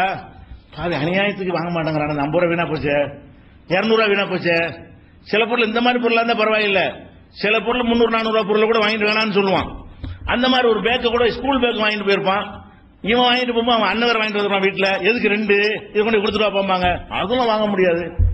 ஸ்கூல் பேக் என்ன செய்ய ஒரு பிள்ளை தான் இருக்கு அவனுக்கு, 2 ஸ்கூல் பேக் என்ன செய்வான், 400 ரூபாய் 500 ரூபாய்க்கு வேணான்னு கொண்டு வந்தா அதெல்லாம் வாங்க முடியாது. இது வியாபாரிகிட்ட இருக்கிற மக்கள் வெறுக்கிறான். அப்ப பொருள்களை திருப்பி கொண்டு வந்தாங்கன்னா நீ என்ன செய்யணும், ஒரு 3 நாளைக்குள்ள திருப்பி கொடுக்கலாம், ஒரு 5 நாளைக்குள்ள திருப்பி கொடுங்க. ஓபன் பண்ணாம, இந்த ஓபன் பண்ற மாதிரி பொருள்களா இருந்தால் ஓபன் பண்ணாம நீங்க கொண்டாந்து கொடுக்கணும். இப்படி சில கண்டிஷன்களை போட்டு அன்னைக்கு தந்தாலும் நாளைக்கு தந்தாலும் அடுத்த நாள் தந்தாலும் திருப்பி வாங்கி கொள்ளுமே. என்ன ஆகுது, இதான் பெருந்தன்மைங்கிறது. பெருந்தன்மைன்னா என்னது, இல்லைன்னா உனக்கு நஷ்டம், அடுத்த ஆள் எடுத்துட்டு போற, அவன் வேணாங்கிற வேற பொருள் காசை கட்டாலும் கொடுத்துணுங்கிற. இது 500 ரூபாய்க்கு வாங்கிட்டு போனோம், இது 200 ரூபாய் தாங்கன்னா அது அவன் பொருள் ரூபாய் கொடுத்துட வேண்டியதானே. இந்த பெருந்தன்மை நம்மள்கிட்ட இருந்தா அவன் நம்மளோட போவானா? இந்த மாதிரி ஒரு பெருந்தன்மை அந்த கஸ்டமர் நடந்தீங்கன்னு சொன்னா 5 ரூபாய் கூட கூட கூட ஆக மாட்டோம். அதுவும் சேர்ந்து இருக்கணும். இதுவும் சேரும்போது என்ன ஆகும்னா விரட்டினாலும் போக மாட்டான். கரெக்டான ஆளுக்கு இதெல்லாம் வியாபாரத்தில் என்ன செய்யணும், அந்த ஒரு பிடிச்ச மாதிரி நூல் பிடிச்ச மாதிரி நிக்கிறதுங்கிறலாம் அது எடை நிர்வகில தான் இருக்கணும். அது கூட குறைய போயிடக்கூடாது. இதுல எல்லாம் நூல் பிடிச்ச மாதிரி நிக்க கூடாது, கொஞ்சம் விட கட்ட இருக்கணும். வியாபாரத்துல விட கட்ட இருக்கணும் சொல்லுவாங்க, கொஞ்சம் விடணும் கொஞ்சம் கட்டணும்பாங்க அந்த காலத்து கிராமத்து பழமொழியில. அந்த மாதிரி அடிப்படையில் இந்த ஒரு பெருந்தன்மை நம்ம பார்க்கணும். அடுத்ததாக ஒரு பொருளை வாங்கலான்னு வைங்களேன், வாங்கினா பை எடுத்துட்டு வர மாட்டான். எல்லா இடத்துலயும் இப்ப என்ன செய்யறாங்கன்னா கேரி பேக் 10 ரூபா, கேரி பேக் 5 ரூபான்னு சொல்லி அதை வாங்கிடுறாங்க. இது ஒன்றும் சில காசுக்கு தான் வாங்குறாங்க. அதுக்கு 2 ரூபா 3 ரூபா 5 ரூபா போகும். 2000 ரூபாய்க்கு ஜாமான் வாங்குறான், 5 ரூபா போயிட்டு போகுதே, லாபத்தில் குறையும், அவ்வளவுதானே, நஷ்டப்பட போறது இல்ல. நமக்கு ஏதாவது லாபம் கிடைக்கும், ஏதாவது கொஞ்சம் குறைவான லாபம் கிடைக்கும், போயிட்டு போகுதே, அவனுக்கு ஒரு மனநிறைவு. அந்த மாதிரியான ஒரு அடிப்படையில் எல்லாம் நம்ம என்ன செய்யணும், அந்த சேவை மனப்பான்மையோட அவங்களை அணுகணும், சிரிச்ச முகத்தோட பேச வேண்டும். அது மாதிரி என்ன செய்யணும்னு கேட்டா, இப்ப நம்ம எந்த ஒரு புகாரா இருந்தாலும் உடனே நீங்க போன் பண்ணுங்க. ஏன் அது உடனே 2 கிலோ அரிசிக்கு 20 கிலோ பில்ல போட்டீங்கன்னு சொல்லுவார் ஒருத்தர். போன போயிடும், பில்ல கொண்டு வாங்க, எத்தனை மணிக்கு அவர் எடுத்திருக்காரு, எந்த கவுண்ட்ல எடுத்திருக்காரு, கேமரா போடுவோம், கேமரா தெரியும், அவர் 2 தான் வாங்கியிருக்காரு, நம்ம 20 போட்டிருக்கிறோம், இந்தாங்க ரூபான்னு கொடுத்துடலாம். அவன் ஏதாவது மிஸ்டேக் பண்ணிட்டான்னா அவனுக்கு கிளைம் பண்ற வசதி இருக்கணும். நம்ம 10 பொருளுக்கு பதிலாக 11 போட்டுருவோம் வைங்களேன், 2 ரூபா பொருளுக்கு பதிலாக 200 ரூபா பொருள் விலையை போட்டு விட்டுருவோம். அவன் வாங்கின 2 ரூபாயா இருக்கும். தப்பா கோடு அடிக்கும் போது ஒரு எழுத்த மாத்தி அடிச்சிட்டு வைங்களேன், 2 ரூபாய்க்கு பதிலாக 200 ரூபாய் விழுந்துடும். அது மாதிரி 5 வாங்கினா 1000 ரூபாய் போயிடும் அவனுக்கு. அப்ப போன பிறகு கடையில் என்ன செய்வாங்க, அதெல்லாம் நீ வாங்கியிருப்ப, அதெல்லாம் ஒன்றும் செய்ய முடியாது. ஆனா நம்ம என்ன செய்யணும், பரிசீலிக்கிறோம், இருக்கலாம், அவன் சொல்ற உண்மையும் இருக்கலாம், பொய்யாவும் இருக்கலாம், உண்மையும் இருக்கலாம். அப்ப நம்ம அந்த வசதி இருக்கணுமா இல்லையா? கேமரா அந்த கல்லாவுல அந்த பில் போடுற இடங்கள் எல்லா இடத்துலயும் மக்களை கண்காணிக்கிற கேமரா இருக்கிற மாதிரி பில் போடுற இடத்துல கவுண்டர்ல கொடுக்கறதுக்கு என்ன இருக்கணும், கண்காணிப்பு கேமரா இருக்கணும். அதை போட்டு பார்த்தோம்னு சொன்னா அவன் என்ன பொருளை வாங்கினா, என்ன பொருளுக்கு விலை போட்டோம், யாரு போட்டா என்னங்கிறது தெரிஞ்சிடும். அவன் பொய் சொல்லி நம்மளை ஏமாற்ற முடியாது, அவனுக்கு இழப்பு ஏற்படாது. அப்ப நம்முடைய நிறுவனத்தில் ஏதாவது அவனுக்கு இழப்பு ஏற்பட்டு கிளைம் பண்ண வந்தால் அதை சண்டை பிடிச்சிக்கிட்டு இல்லாம அதை கரெக்டா நம்ம ஏமாந்து போகாம கரெக்டா அவனுக்கு கிளைம் பண்ணி கொடுக்குற அளவுக்கு என்ன இருக்கணும், அந்த வாய்ப்புகள் நிறுவனங்கள் இருக்கணும். அப்ப தொழில பிரச்சனை ஒரு 1000 ரூபாய் 500 ரூபாய் பஞ்சாயத்துலாம் வரும். கூடுதல் என்ன செய்வான், 500 ரூபாய் கொடுத்துட்டு போய் நாளைக்கு வந்துட்டு உங்கள்ட்ட 1000 ரூபாய் கொடுத்தேன், நீங்க 500 ரூபாய்க்கு தான் பாக்கி தந்தியாமா. நம்ம நெசமா கூட இருக்கலாம், பொய்யாவும் இருக்கலாம். நிஜமா இருந்து நம்ம மறுத்தோண்டு வைங்க, கொள்ளக்காரன் நடப்பான இல்லையா, 500 ரூபாய் தண்டு விட்டாங்க, நான் 1000 ரூபாய் தான் கொடுத்தேன். அப்ப இதுக்கெல்லாம் இந்த வசதி செஞ்சு வச்சிருக்கணும். என்ன வசதி, ரூபா கேஸ் வரைக்கும் கேமரா இருக்கணும். இங்க வாங்க, 8:20 வந்தீங்களா, இந்த கேமரா போடுறேன் பாருங்க, 18 வந்தீங்களா, அந்த பாருங்க கேமராவை, நீங்க எடுக்கிறதுல எவ்வளவு ரூபா எடுக்கிறீங்க, இது 500 1000 500 போயிட்டு வாங்க, இப்ப என்ன வாங்குறேன், அது நம்ம மிஸ்டேக் பண்ணிருப்பான். 1000 ரூபாய் கூட கொடுத்துருவான், 500 ரூபாய் கொடுத்துருப்பான். நம்ம எங்க காலத்தை மிஸ்டேக் பண்ணிருக்கோம், 500 ரூபாய். அப்ப என்ன செய்யுதுன்னு கேட்டா, இவங்க எல்லாம் கரெக்டா இருக்கிறாங்க. நம்ம கரெக்டா இருக்கிற மட்டும் பத்தாது, கரெக்டா இருக்கிற எல்லாத்தையும் நம்ம உறுதி செய்யணும். கரெக்டா இருப்பதற்கான அனைத்தையும் உறுதி செஞ்சீர்களே ஆனால் இதெல்லாம் வியாபாரத்தில் ரொம்ப முக்கியமான ஒரு அம்சம். மக்களை ஈர்க்கிற மாதிரியான ஒரு அம்சத்தை என்ன செய்யணும், வைத்துக் கொள்ள வேண்டும். இது மாதிரியான தன்மை எல்லாருக்கும் வருமானம் வராது. சரியான கஞ்சத்தனம் ஆளுக்கு இருப்பாங்க, இவன்லாம் வியாபாரம் பண்ணா அது ஃபெயிலியர் ஆயிரும். அப்ப காத்து இருக்கணும். வியாபாரத்தை பொறுத்த வரைக்கும் சில தொழில்களை ஆரம்பிச்சால் இன்னைக்கு ஆரம்பிச்சு நாளைக்கு பணக்காரன முடியாது. 5000 ரூபாயில தான் ஆரம்பிக்கும், அது கொஞ்ச நாளைக்கு ஓடும். அதுல நீங்கள் செய்யக்கூடிய அந்த சேவைகளும் உங்களுடைய தன்மைகளும் பரவலாக ஆகும். அது அப்புறம் 10,000 ஆகும், அது 6 மாசம் கூட எடுக்கலாம். 20,000 ஆகும், அதுக்கு ஒரு 6 மாசம் எடுக்கலாம். அப்புறம் ஃபாஸ்டா பிடிச்சிருச்சு, நீங்க ஸ்பீட் எடுக்கும் மெதுவாக தான் எடுக்க, பிடிச்சிச்சா சரணு கூட ஆரம்பிச்சோம். 100க்கு பிடிச்சுன்னு வைங்க, அப்புறம் வண்டி பறக்குமா இல்லையா? அந்த மாதிரி என்ன ஆகும்னா, அந்த 5, 10 ஒரு 50 வர்ற என்ன ஆகும். அப்புறம் இவங்களே நம்முடைய விளம்பரதாரர் ஆயிடுவாங்க. நம்முடைய கஸ்டமர் என்ன செய்வாங்க, அந்த கடைக்கு போங்க, அந்த கடைக்கு போங்க. அப்ப அது மாதிரி வரும். நம்ம 1 வருஷமோ 2 வருஷமோ வியாபாரத்துடைய நாங்கெல்லாம் வியாபார குடும்பத்தில் உள்ள ஆளுக்கு தான். எங்க மாமா பெரிய வியாபாரி, அவர் அடிக்கடி சொல்லுவார், வியாபாரத்தை பொறுத்த வரைக்கும் 2 வருஷத்துக்கு நீ கையிலேருந்து போடாம இருந்து அதான் லாபம் பாண்டு. நீ சம்பாதிக்க நினைக்காத, வரவும் செலவும் கரெக்டா நிக்குதா, அது போதும். 2 வருஷத்துக்கு நீ லாபத்தை எதிர்பார்க்காத. எனக்கு தெரிஞ்ச நம்ம சபத்தினே பேர் தெரியும், கடை ஆரம்பிப்பாங்க, 1.5 மாசத்துல மூடிடுவாங்க. ஒண்ணு யாரும் தெரியல, 1.5 மாசத்துல சில எதிர்பார்க்கறாங்க, முடியுமா இது? 1.5 மாசத்துல என்ன செய்யறான், இவருக்கு 1.5 லட்சம் ரூபாய் கிடைச்சிடணுமா, அல்ல 50 ரூபாய் கிடைச்சிடணுமா? அப்ப நம்ம என்ன செய்யணும், வியாபாரம் பண்றதாக இருந்தால் நம்ம மாத செலவுக்கு ஒரு 10,000 20,000 வேணும்னு சொன்னா அதெல்லாம் கணக்கு பண்ணி 2 வருஷத்துக்கு நம்ம கையில இருந்து செலவழிச்சுக்கணும். வீட்டுக்கலாம் தொழில இருந்து வர வரவு, கரண்ட் பில்லு, சம்பளம், வாடகை இதுக்கு போதுமான இருந்து மேற்கொண்டு நம்ம போடாம அல்ல காப்பாத்திக்கிட்டா அது பெரிய லாபம். 2 வருஷத்துக்கு எகிரி அடிக்கும். நீங்க சரியா நடந்தீர்களே ஆனால் சில ஆளுக்கு குறுகிய காலத்திலும் கிடைக்கும். ஆனால் 2 ஆண்டுகள் வியாபாரத்திலே பாரம்பரியமா இருக்கக்கூடிய எல்லா வியாபாரிகளுமே 2 வருஷம் சபர் பண்ணுவாங்க. 2 வருஷம் பொறுமையா இருப்பாங்க, பெரிய லாபத்தை எதிர்பார்க்க மாட்டாங்க. என்ன பயப்படுவாங்க, மறுபடி சொத்தகத்தை வித்து வாங்க, போடாம இருந்தா போதும். இதே வியாபாரத்தை கொண்டு வாடகை சம்பளம் கொடுத்து போய்விட்டால் அது போதுமானது. அப்படி அவர் ஒரு சம்பளம் எடுத்துக்கிறாரு, அவர் அந்த ஓனர் என்பவர் சம்பளத்துக்காக எடுத்துக்கொள்வார், அதை சம்பாதிக்க மாட்டார். இந்த அளவுக்கு இருந்தா எவங்கிட்ட அடிமையா இல்லாம உன் தொழில நீ சம்பளம் எடுத்துட்டு இருக்க, அது பத்தாதா? எப்படி நம்ம நினைக்கணும், நம்ம உழைக்கிறோம், நமக்கு ஒரு சம்பளம், நம்ம ஒரு 10,000 ரூபாய் சம்பளம் போட்டுக்கிறோம்ல, அது அடுத்தவன்கிட்ட இருந்தா அடிமையா இருந்து அந்த ரூபாய் வாங்குவோம். இப்ப நம்மளே எடுத்துக்கொள்றோம், நம்ம 4 பேர் கொடுத்துட்டு நம்மளுக்குள்ள எடுத்துக்கொள்றோம்.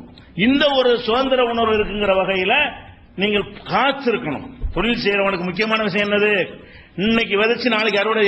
விவசாயம் எப்படி செய்யறானா, இன்னைக்கு விதைச்சு நாளைக்கு அறுவடை செய்யறான். வியாபாரம் அப்படித்தான், இன்னைக்கு தொடர்ந்து நாளைக்கு லாபத்தை சம்பாதிக்க முடியாது, எதிர்பார்க்க கூடாது.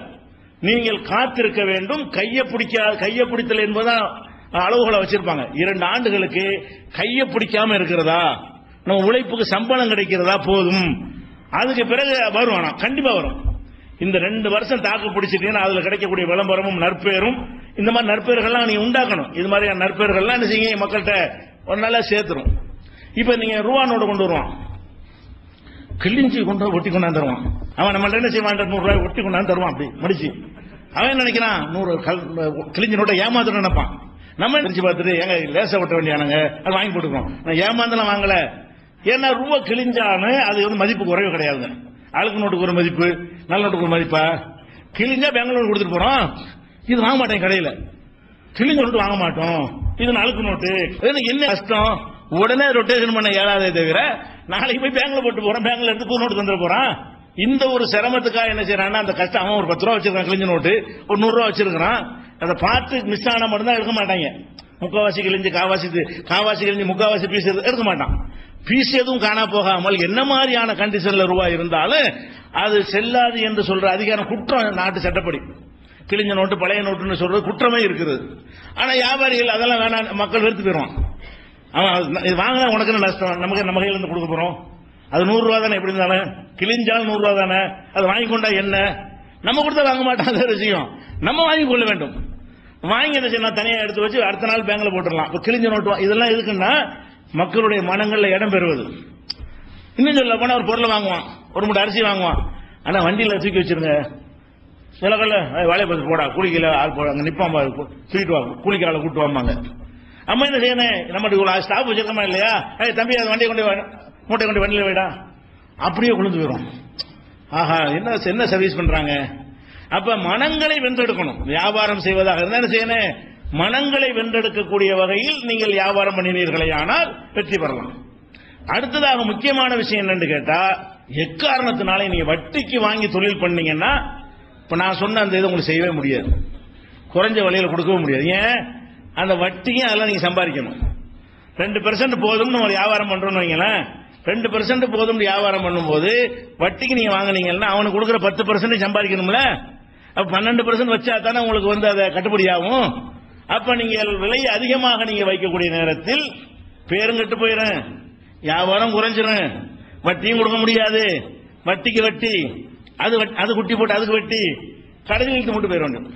அப்ப வட்டிக்கு நீங்கள் அந்த பொருள்களை வாங்கி விற்கிறத ஒரு முஸ்லீம்ங்கிற வகையில் மட்டுமில்ல, பொதுவாக ஒரு வியாபாரி அதில் போனான்னு சொன்னா பார்க்கறதுக்கு நல்லா இருக்குமே தவிர நம்ம அடுத்தவனுக்கு தான் சம்பாதிக்கணும், நல்லா வளைக்கணும். நீங்க வட்டிக்கு வாங்கினீங்கன்னா பணம் ரொட்டேஷன் ஆகும், பயங்கரமா புரள்ற மாதிரிலாம் தெரியும். எல்லாம் திடீர் லாக் ஆச்சுன்னு வைங்க, ஒரு பேமெண்ட் ஒரு செக் லாக் ஆச்சுன்னு வைங்க, அவ்வளவுதான் முடிஞ்சு எல்லாம் முடிச்சிருவாங்க. கொடுத்து பார்த்தீங்கன்னா அசலும் இருக்கா ஒண்ணு இருக்கா, நம்ம கடையாவும் இருக்காது. நீங்கள் பல நிறுவனங்களை நீங்க பாத்தீங்க, பேர்களை சொல்லக்கூடாது, அவங்க தான் பெரிய வியாபாரி மாதிரி இருந்தாங்க, ஒரு நாள் லாக்காச்சு மூடிட்டு போயிட்டாங்க. அவங்க காசே இல்லது, அதுல இருக்கிற எல்லாமே வேற ஒருத்தன் காசு. அவன் அது வட்டிக்கு வாங்கினது ஏன் காசு மாதிரி என்ன செய்யறான், அவன் காட்டி கொண்டு இருக்கிறான். அப்ப என்னைக்கு ஒரு பிரச்சனை ஆயிடுச்சோ, அது ஆளுக்கு இல்ல சரக்கு, இருக்கிற சரக்குக்கு மேல கடனை வாங்கி வச்சிருக்கான், இவன்கிட்ட உள்ள சரக்கை தாண்டி கடன் இருக்குது என்பதை ஸ்மெல் பண்ணிட்டாங்க என்று சொன்னா அவ்வளவுதான், முடிஞ்சு ஊத்தி மூட்டு போயிட வேண்டியதான். அப்ப நீங்க பெருசா வச்சிருக்கான்னு நீங்க நினைக்கிறீங்க, அதெல்லாம் ரொட்டேஷன் ஆகும்போது தான் இந்த கடனை கொடுக்க அவன்கிட்ட வாங்குறது, அதை கொடுக்குற இவன்ட்ட வட்டி வாங்குறது, இவன் வட்டி கொடுக்குற அவன்கிட்ட வட்டி வாங்குறது, இதுலதான் இருக்கிற மாதிரி தெரிகிறது. இந்த வட்டி வாங்க நிறுவனங்கள்லாம் பெருசா தெரிய காரணம் என்னன்னா 10 நிறுவனம் வச்சிருப்பான்.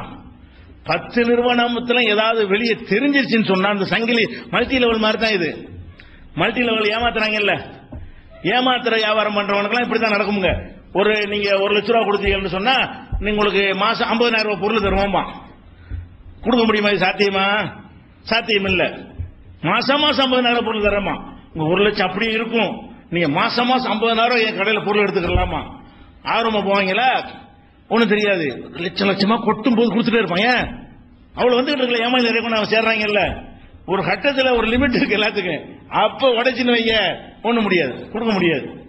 1 லட்ச ரூபாய்க்கு 50,000 கொடுக்க முடியாது, 25,000 கொடுக்க முடியாது, 10,000 கொடுக்க முடியாது. அப்ப கொடுக்க முடியாத வாக்குறுதியை கொடுத்து எப்படி மக்கள்கிட்ட ஏமாந்து மக்கள் தரும்போது அவன்கிட்ட வாங்கி இவனுக்கு கொடுக்குறது, இவன்கிட்ட வர வாங்கி அவன்கிட்ட கொடுக்க செஞ்சிட்டு இருப்பாங்க. இந்த வருவது நின்றுச்சுன்னு வைங்க, இருக்கிறது கொடுக்க முடியாது. அதுதான் இதுதான் வட்டி மாற்றம். பெரிய பெரிய நிறுவனங்கள் பண்றவர்கள் எல்லாம் அவனுடைய வட்டி எவ்வளவு, உள்ள சொத்து எவ்வளவு பாருங்க, கண்டிப்பாக வட்டி அதிகமா இருக்கும். அவன் கடையில் இருக்கிற சரக்கு குறைவாக இருக்கும். சரக்கு, அந்த கட்டடம், அதுக்குரிய அட்வான்ஸ், போக்குவரத்து செலவு எல்லாத்தையும் கழிச்சு பார்த்தா கூட அதை விட வட்டி கூடுதலாக இருக்கும். ஆனால் அந்த வட்டியை செலுத்தி கொண்டே இருக்கிறதுனால அதை செலுத்துவதற்கு வேற ஒரு பேங்க்ல, அந்த பேங்க் செலுத்து வேற ஒரு பேங்க்ல ஒரு 72 இடத்துல போட்டு ரொட்டேஷன் பண்ணி கொண்டிருக்கும் பொழுது அந்த சங்கிலியாக போய்கிட்டு இருக்கிற வரைக்கும் தெரியாது.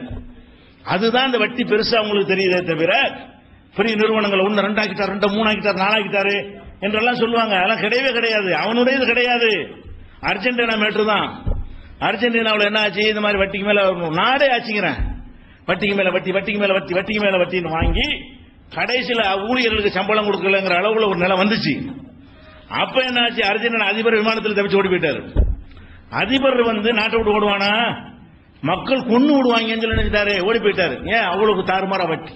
அப்ப இந்த மாதிரியான ஒரு நிலையை நீங்கள் சந்திப்பீர்கள். பார்க்கறதுக்கு அப்போதைக்கு ஒரு வளர்ச்சி மாதிரி தெரியும், ஒரு செழிப்பு மாதிரி தெரியும், அதிகமான நீங்கள் வளர்ற மாதிரியாக தெரியும். ஆனா ஒண்ணும் இருக்காது.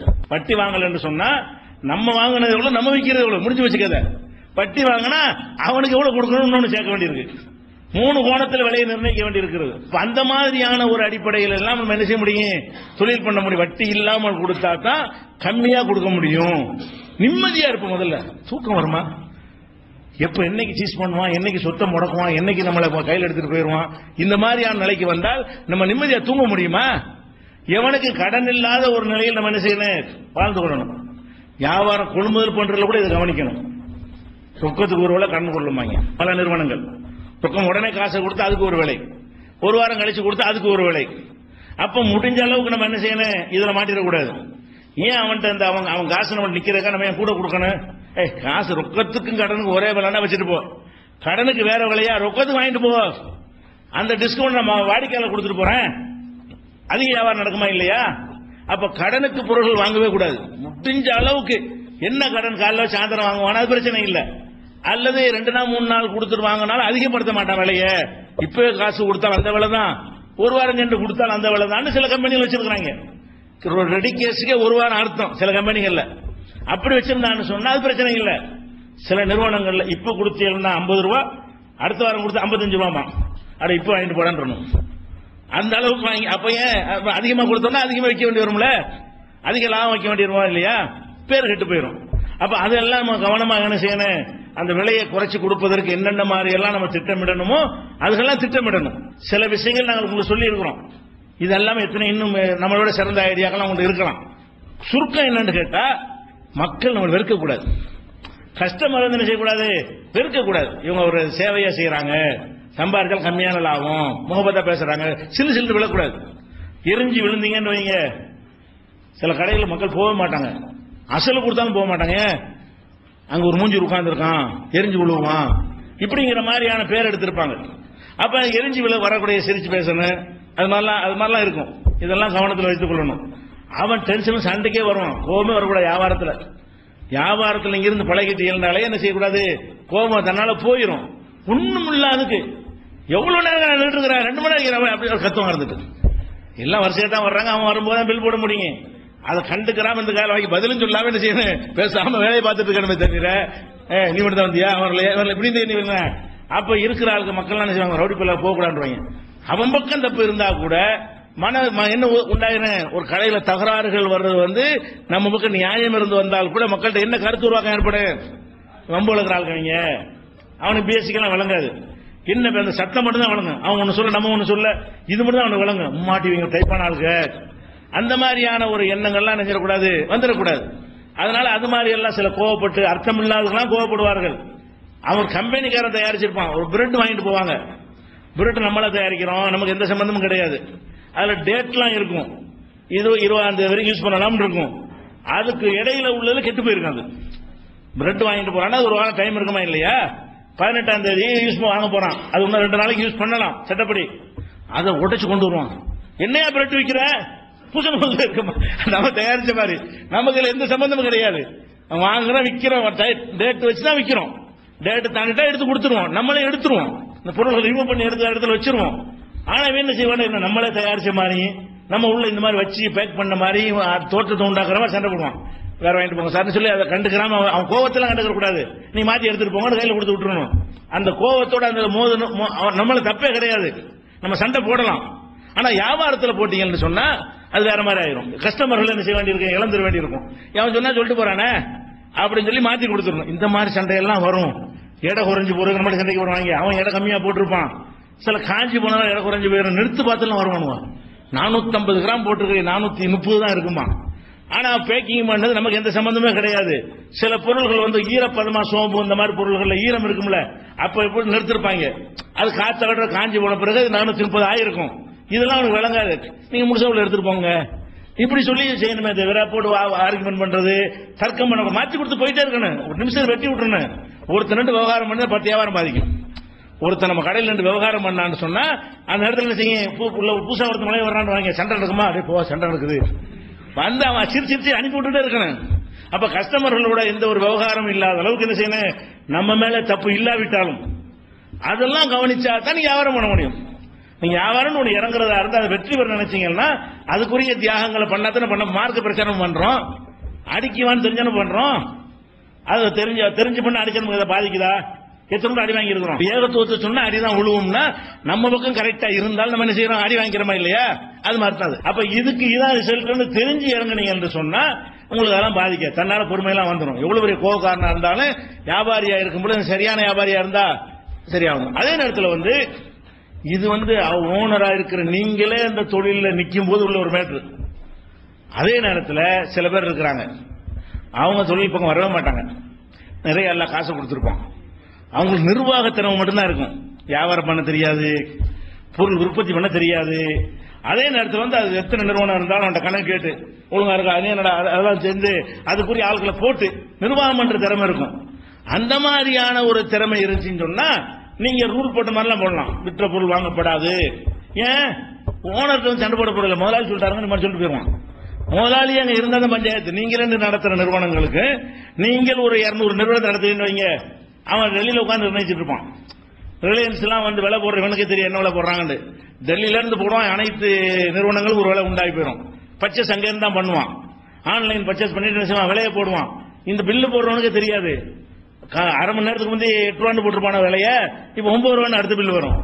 இவனுக்கே தெரிய மாத்தி விடுவாங்க, அது மாதிரி குறைக்குவாங்க. அப்ப அந்த மாதிரியான ஒரு நிறுவனமா இருந்துச்சுன்னு சொன்னா மிஷின் மாதிரி போயிட்டு இருக்கான்.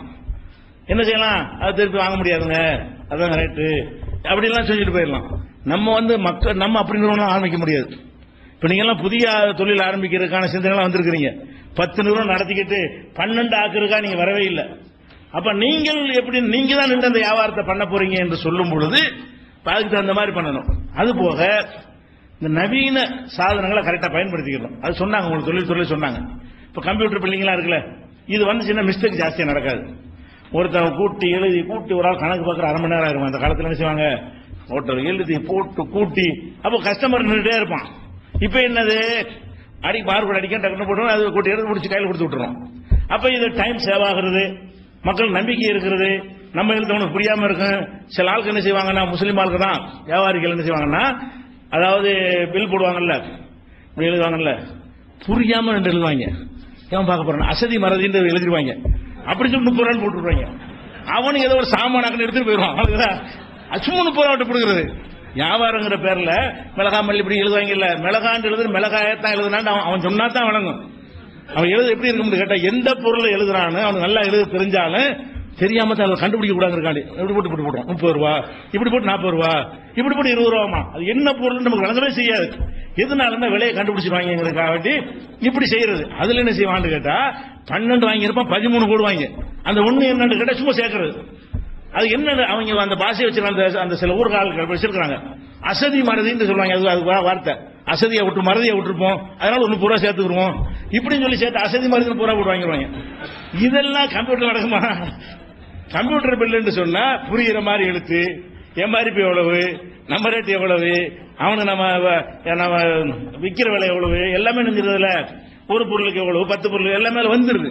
பொருள் பேரு தெளிவான தனித்தனி எழுத்துக்களால கேபிட்டல் லெட்டர்ல தனித்தனியாக வந்து விடுது. எந்த குழப்பமும் இருக்காது. ஐட்டம் எத்தனை எண்ணி வேற அதே போட்டுருது. Total item 34. அப்ப 34 ஐட்டம் இருக்கான்னு எண்ணி போயிட்டே இருக்கலாம். அப்ப இந்த மாதிரியான ஒரு வசதி இருக்கும்போது நம்பிக்கை கூடும். நீங்க மேனுவலா பாத்தீங்கன்னு சொன்னா நம்பிக்கை குறையும். கூட்டிய போறீங்கன்னு வைங்களேன், கரெக்டா போட்டீங்களா பாய் 30 ரூபா சேர் தானே ஒன்னும் கேட்டுட்டு இருப்பான். பேப்பர் என்ன செய்வான் 30 ரூபா காட்டு தானா 20 ரூபா போட்டீங்களா காட்டு தானே மிஷின்லாம் கேட்க மாட்டான். எல்லாரும் கரெக்டா ஏத்தாங்க வச்சிருக்கு. யாபகத்தில் வச்சுப்பட்டு அவன் நம்பிக்கை வராது. இந்த விலைகளை வந்து யாபகத்தில் நம்ம நினைவாற்றல போட்டோம்னு சொன்னா நினைவாற்றல் பிழையாயிரும்ல, அது பிழையினால அந்த விலை போட்டு நினைப்பான்ல, அது அவன் வரக்கூடாது என்று சொன்னால் எந்த தொழிலா இருந்தாலும் இப்ப எல்லாம் ஈஸிங்க. 5000 ரூபாய்க்கெல்லாம் சாப்ட்வேர் இருக்குது.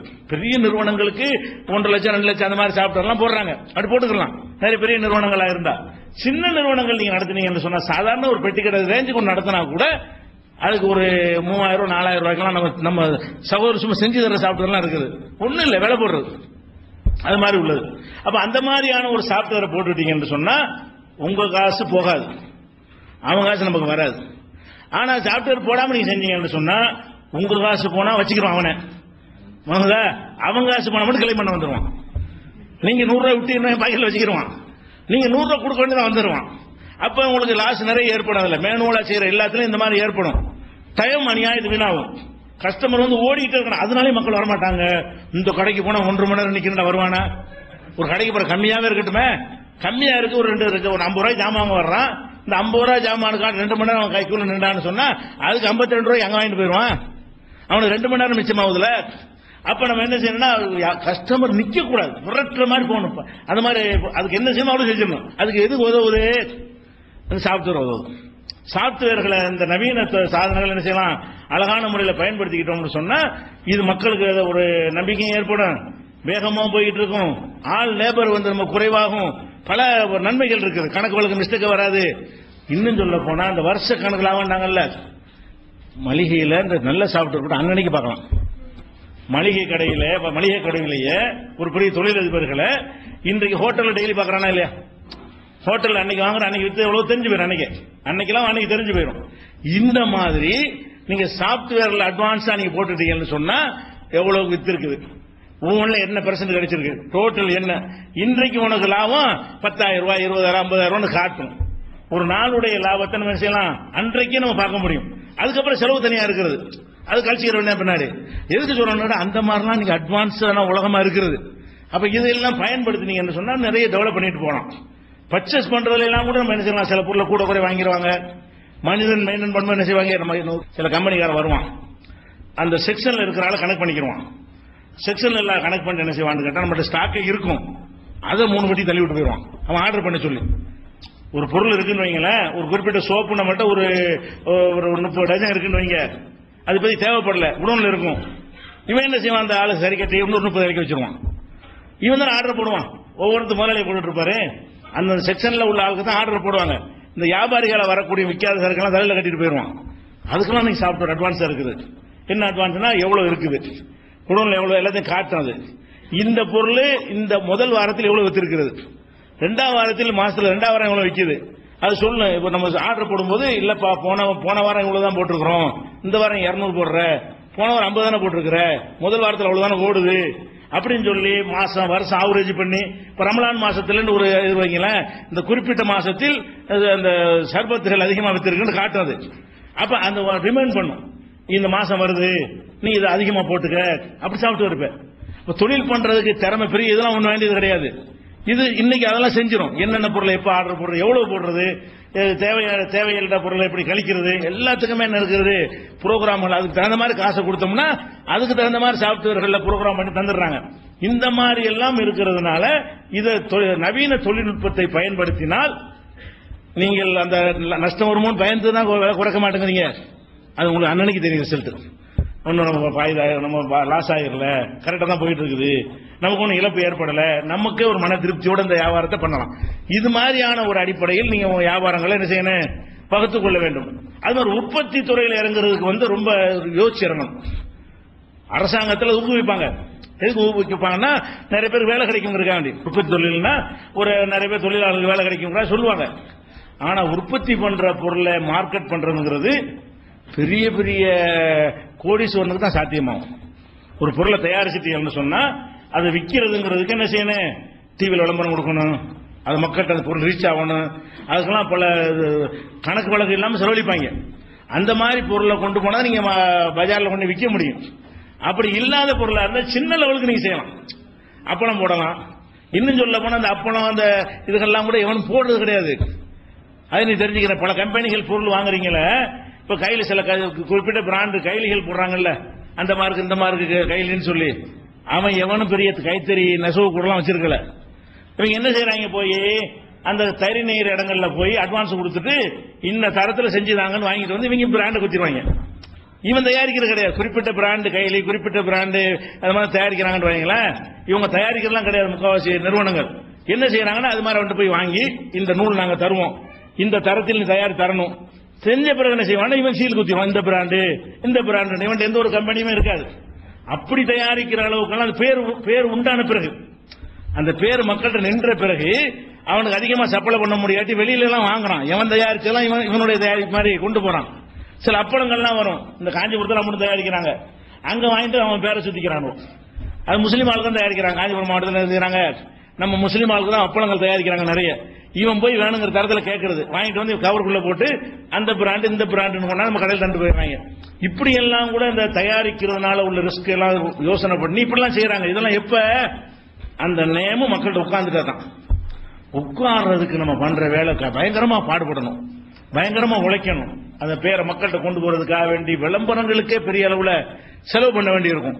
அதனால உற்பத்தி துறையில இறங்குறது ரொம்ப யோசிச்சு, அதிக பணம் வைத்திருக்கக்கூடியவர்கள், பல விளம்பரங்களுக்கு எல்லாம் செய்து 2-3 வருஷத்துக்கு இலக்க தயாரா இருக்கிறவங்க அப்படி செய்யணும். அது போக இந்த உற்பத்தி உள்ள மேட்டர் என்னன்னு கேட்டா நிறைய கடன் கொடுக்கணும். வியாபாரத்தில் கடன் கொடுக்க மாட்டோம்ல, வந்து கேட்கறான், கடன் இல்லை, ரூபாய் கொடுத்து வாங்கிட்டு போங்க, 200 ரூபா குறைஞ்சா 200 ரூபா ஜாமான மைனஸ் பண்ணி எடுத்துட்டு போங்கன்னு சொல்லி விட்டுருவோம் கஸ்டமர் நம்மள்ட்ட வந்து வாங்கும் பொழுது. அப்ப பொருள்களை தேடி அவங்க வர்றாங்க, பொருள் நம்மளை தேடி வருதுன்னு வைங்க, கொண்டாந்து வைப்பானா. அப்ப என்ன செய்யணும், கடன் கொடுக்கணும். கடன் கொடுத்துட்டு என்ன செய்வான், கொடுக்கணும், பில்லு மாத்துவாங்க, தரமாட்டாங்க கடனை. வியாபாரிகளுக்கு கடன் கொடுத்தீங்கன்னு சொன்னா அது கடன் கொடுத்த பிறகு அவன் நடத்துற விதம் உங்களுக்கு அப்படி இருக்கும். கேட்டு பண்ணி என்ன செய்வான், 10,000 ரூபாய் ஜாமான கொடுத்துருவீங்களா, ஒரு 1000 ரூபாய் வாங்கிட்டு போங்க. அம்மா 10,000 ரூபாய் கொடுத்துருக்கீங்க, ஒரு வாரம் கழிச்சு போறீங்க, 1000 ரூபாய் கொடுப்பானுங்க. 1000 ரூபாய் கொடுத்துட்டு என்ன செய்வான்னா இன்னொரு 10,000 ரூபாய்க்கு ஆர்டர் பண்ணுவான். ஏற்கனவே 9,000 மிஷம் இருக்கும், 19 ஆக்கி விட்டுருவாங்க. 19,000 சரக்கு அடுத்த வாரம் காசு பண்ணா 2,000 ரூபாய் தருவாங்க. 17,000 ரூபாய் இருக்குமா, இன்னொரு 5,000 ரூபாய்க்கு புது ஆர்டர் போடுவாங்க. அப்ப உங்க சரக்குலயே அந்த கடையை கொண்டு போய் பார்ப்பான். இதான் வியாபாரங்கிறது. பெரிய நிறுவனங்கள் அவன் சரக்கு தர மாட்டேன்றான். ஒரு பெரிய நிறுவனங்கள் கம்பெனி மக்கள்கிட்ட பேர் எடுத்த நிறுவனங்கள் இருக்குன்னு வைங்களேன், அவன்கிட்ட எல்லாம் அந்த பாக்கியெல்லாம் வைக்க முடியாது. தரலான்னு அடுத்த வாரம் சப்ளை நிறுத்துறான்னு வியாபாரம் பண்ண முடியாது. அந்த சரக்கு மக்கள் கேட்பாங்க, அது உங்கள்ட்ட இருக்காது, வியாபாரம் பண்ண முடியாது. இந்த மாதிரியான நம்ம தயாரிக்கிற பொருளா இருந்தா என்ன செய்யணும், கடனை கொடுக்கணும். கடனை தரமாட்டான், இது பிச்சை கேட்கிற மாதிரி உங்களை பிச்சைக்கார மாதிரி பார்ப்பான், நம்மள கடன்கார மாதிரி பார்ப்பான். நீங்க உற்பத்தி துறையில் இறங்குனீங்கன்னு சொன்னா அது ரொம்ப ரிஸ்கான வேலை.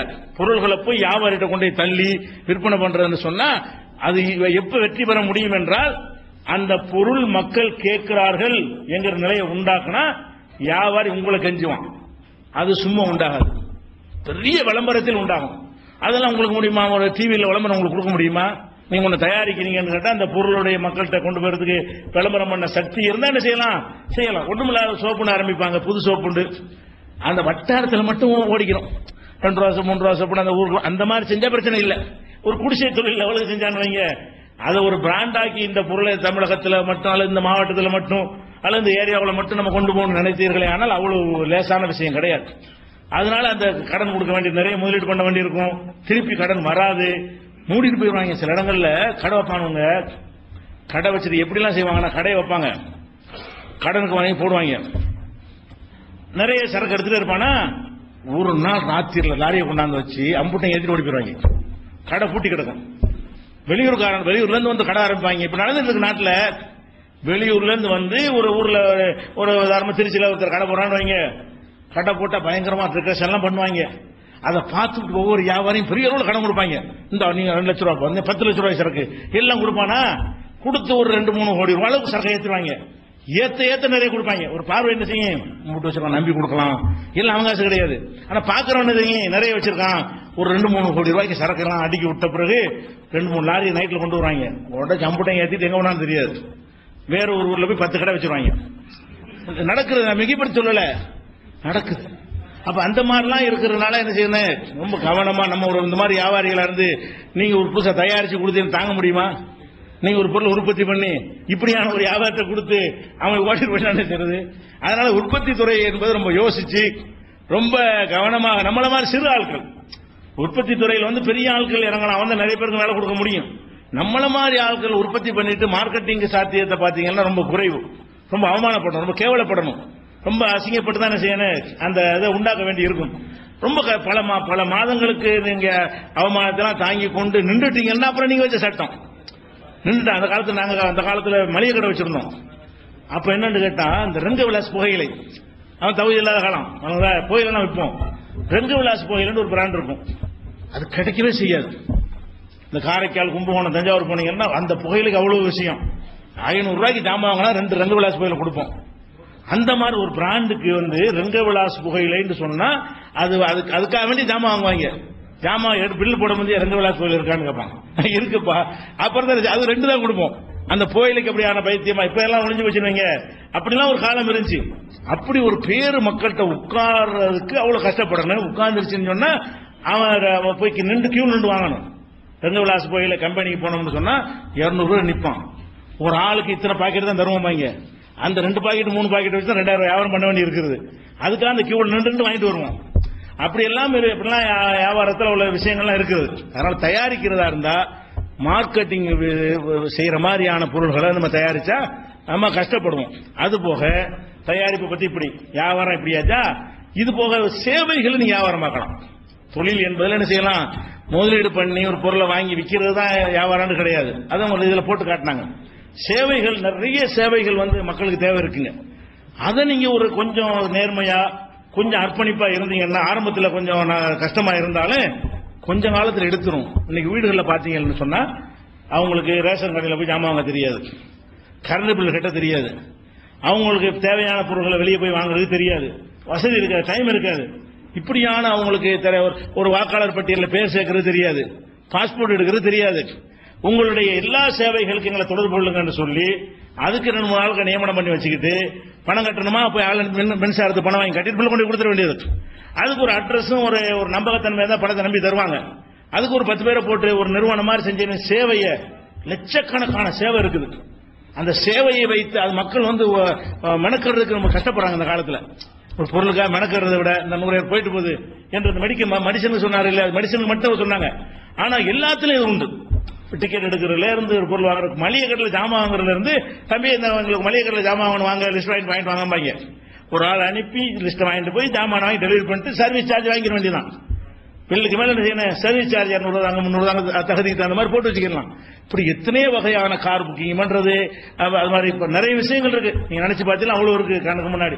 இப்ப லட்சக்கணக்கான சேவைகளையுமே அதுல 1-2 எடுத்துக்கொண்டு 5-10 எடுத்துக்கொண்டு நமக்கு ஏன்ற அளவுக்கு எடுத்துக்கொண்டு அதை ஒரு தொழிலாக செய்தால் என்ன செய்யலாம், நிறைய சம்பாதிக்கலாம். பணம் தான் போடணும் அவசியம், இதுக்கும் பணம் வேணாம். இதுக்கு சில நேரத்தில் ஒரு ஆபீஸ் ஒரு அதெல்லாம் ஆளுக்கெல்லாம் போடணும், அதுக்கு வேணும். சில நேரத்தில் வந்து நம்ம வாகனங்கள் கூட வச்சு டெலிவரி பண்றதுக்கான அந்த மாதிரிலாம் தேவைப்பட்டாலும் போடும். போக போக அந்த மாதிரியான அடிப்படையில் நம்ம வியாபாரங்கள்லாம் பண்ணலாம். அதாவது விரிந்த ஒரு கடல் வியாபாரம் என்பது, பொருளாதாரம் என்பது. எல்லா தொழில் ஆகணும்னு ஆசைப்படுறது வந்து தப்பு. உங்களை எடை போட்டு இறங்க. உங்களுக்கு நமக்கு நம்ம லேபரா தான் இருக்கிறதுக்குண்டே சிலது இருப்பான், அவனுக்கு சுட்டு போட்டாலும் வியாபாரம் வராது. வேலை பார்த்தமா கூலியை வாங்கினாமா போகமாட்டு இவனை கொண்டு வியாபாரத்தில் போட்டீங்கன்னா எத்தனை பேர் மாமனார் உதவுனாலும் சரி மாமியார் உதவுனாலும் சரி அவனுக்கு நிக்காது, மறுபடியும் அங்க வந்து நிப்பானுவோம்.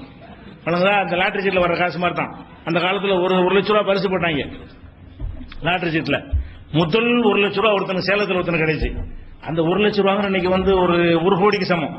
முதல்ல ஆரம்பிச்சாங்கல்ல டிஎம்கே பேரில் அண்ணா இறந்ததுக்கு பிறகு அந்த லாட்டரி சீட்டை கொண்டு வந்தாங்க.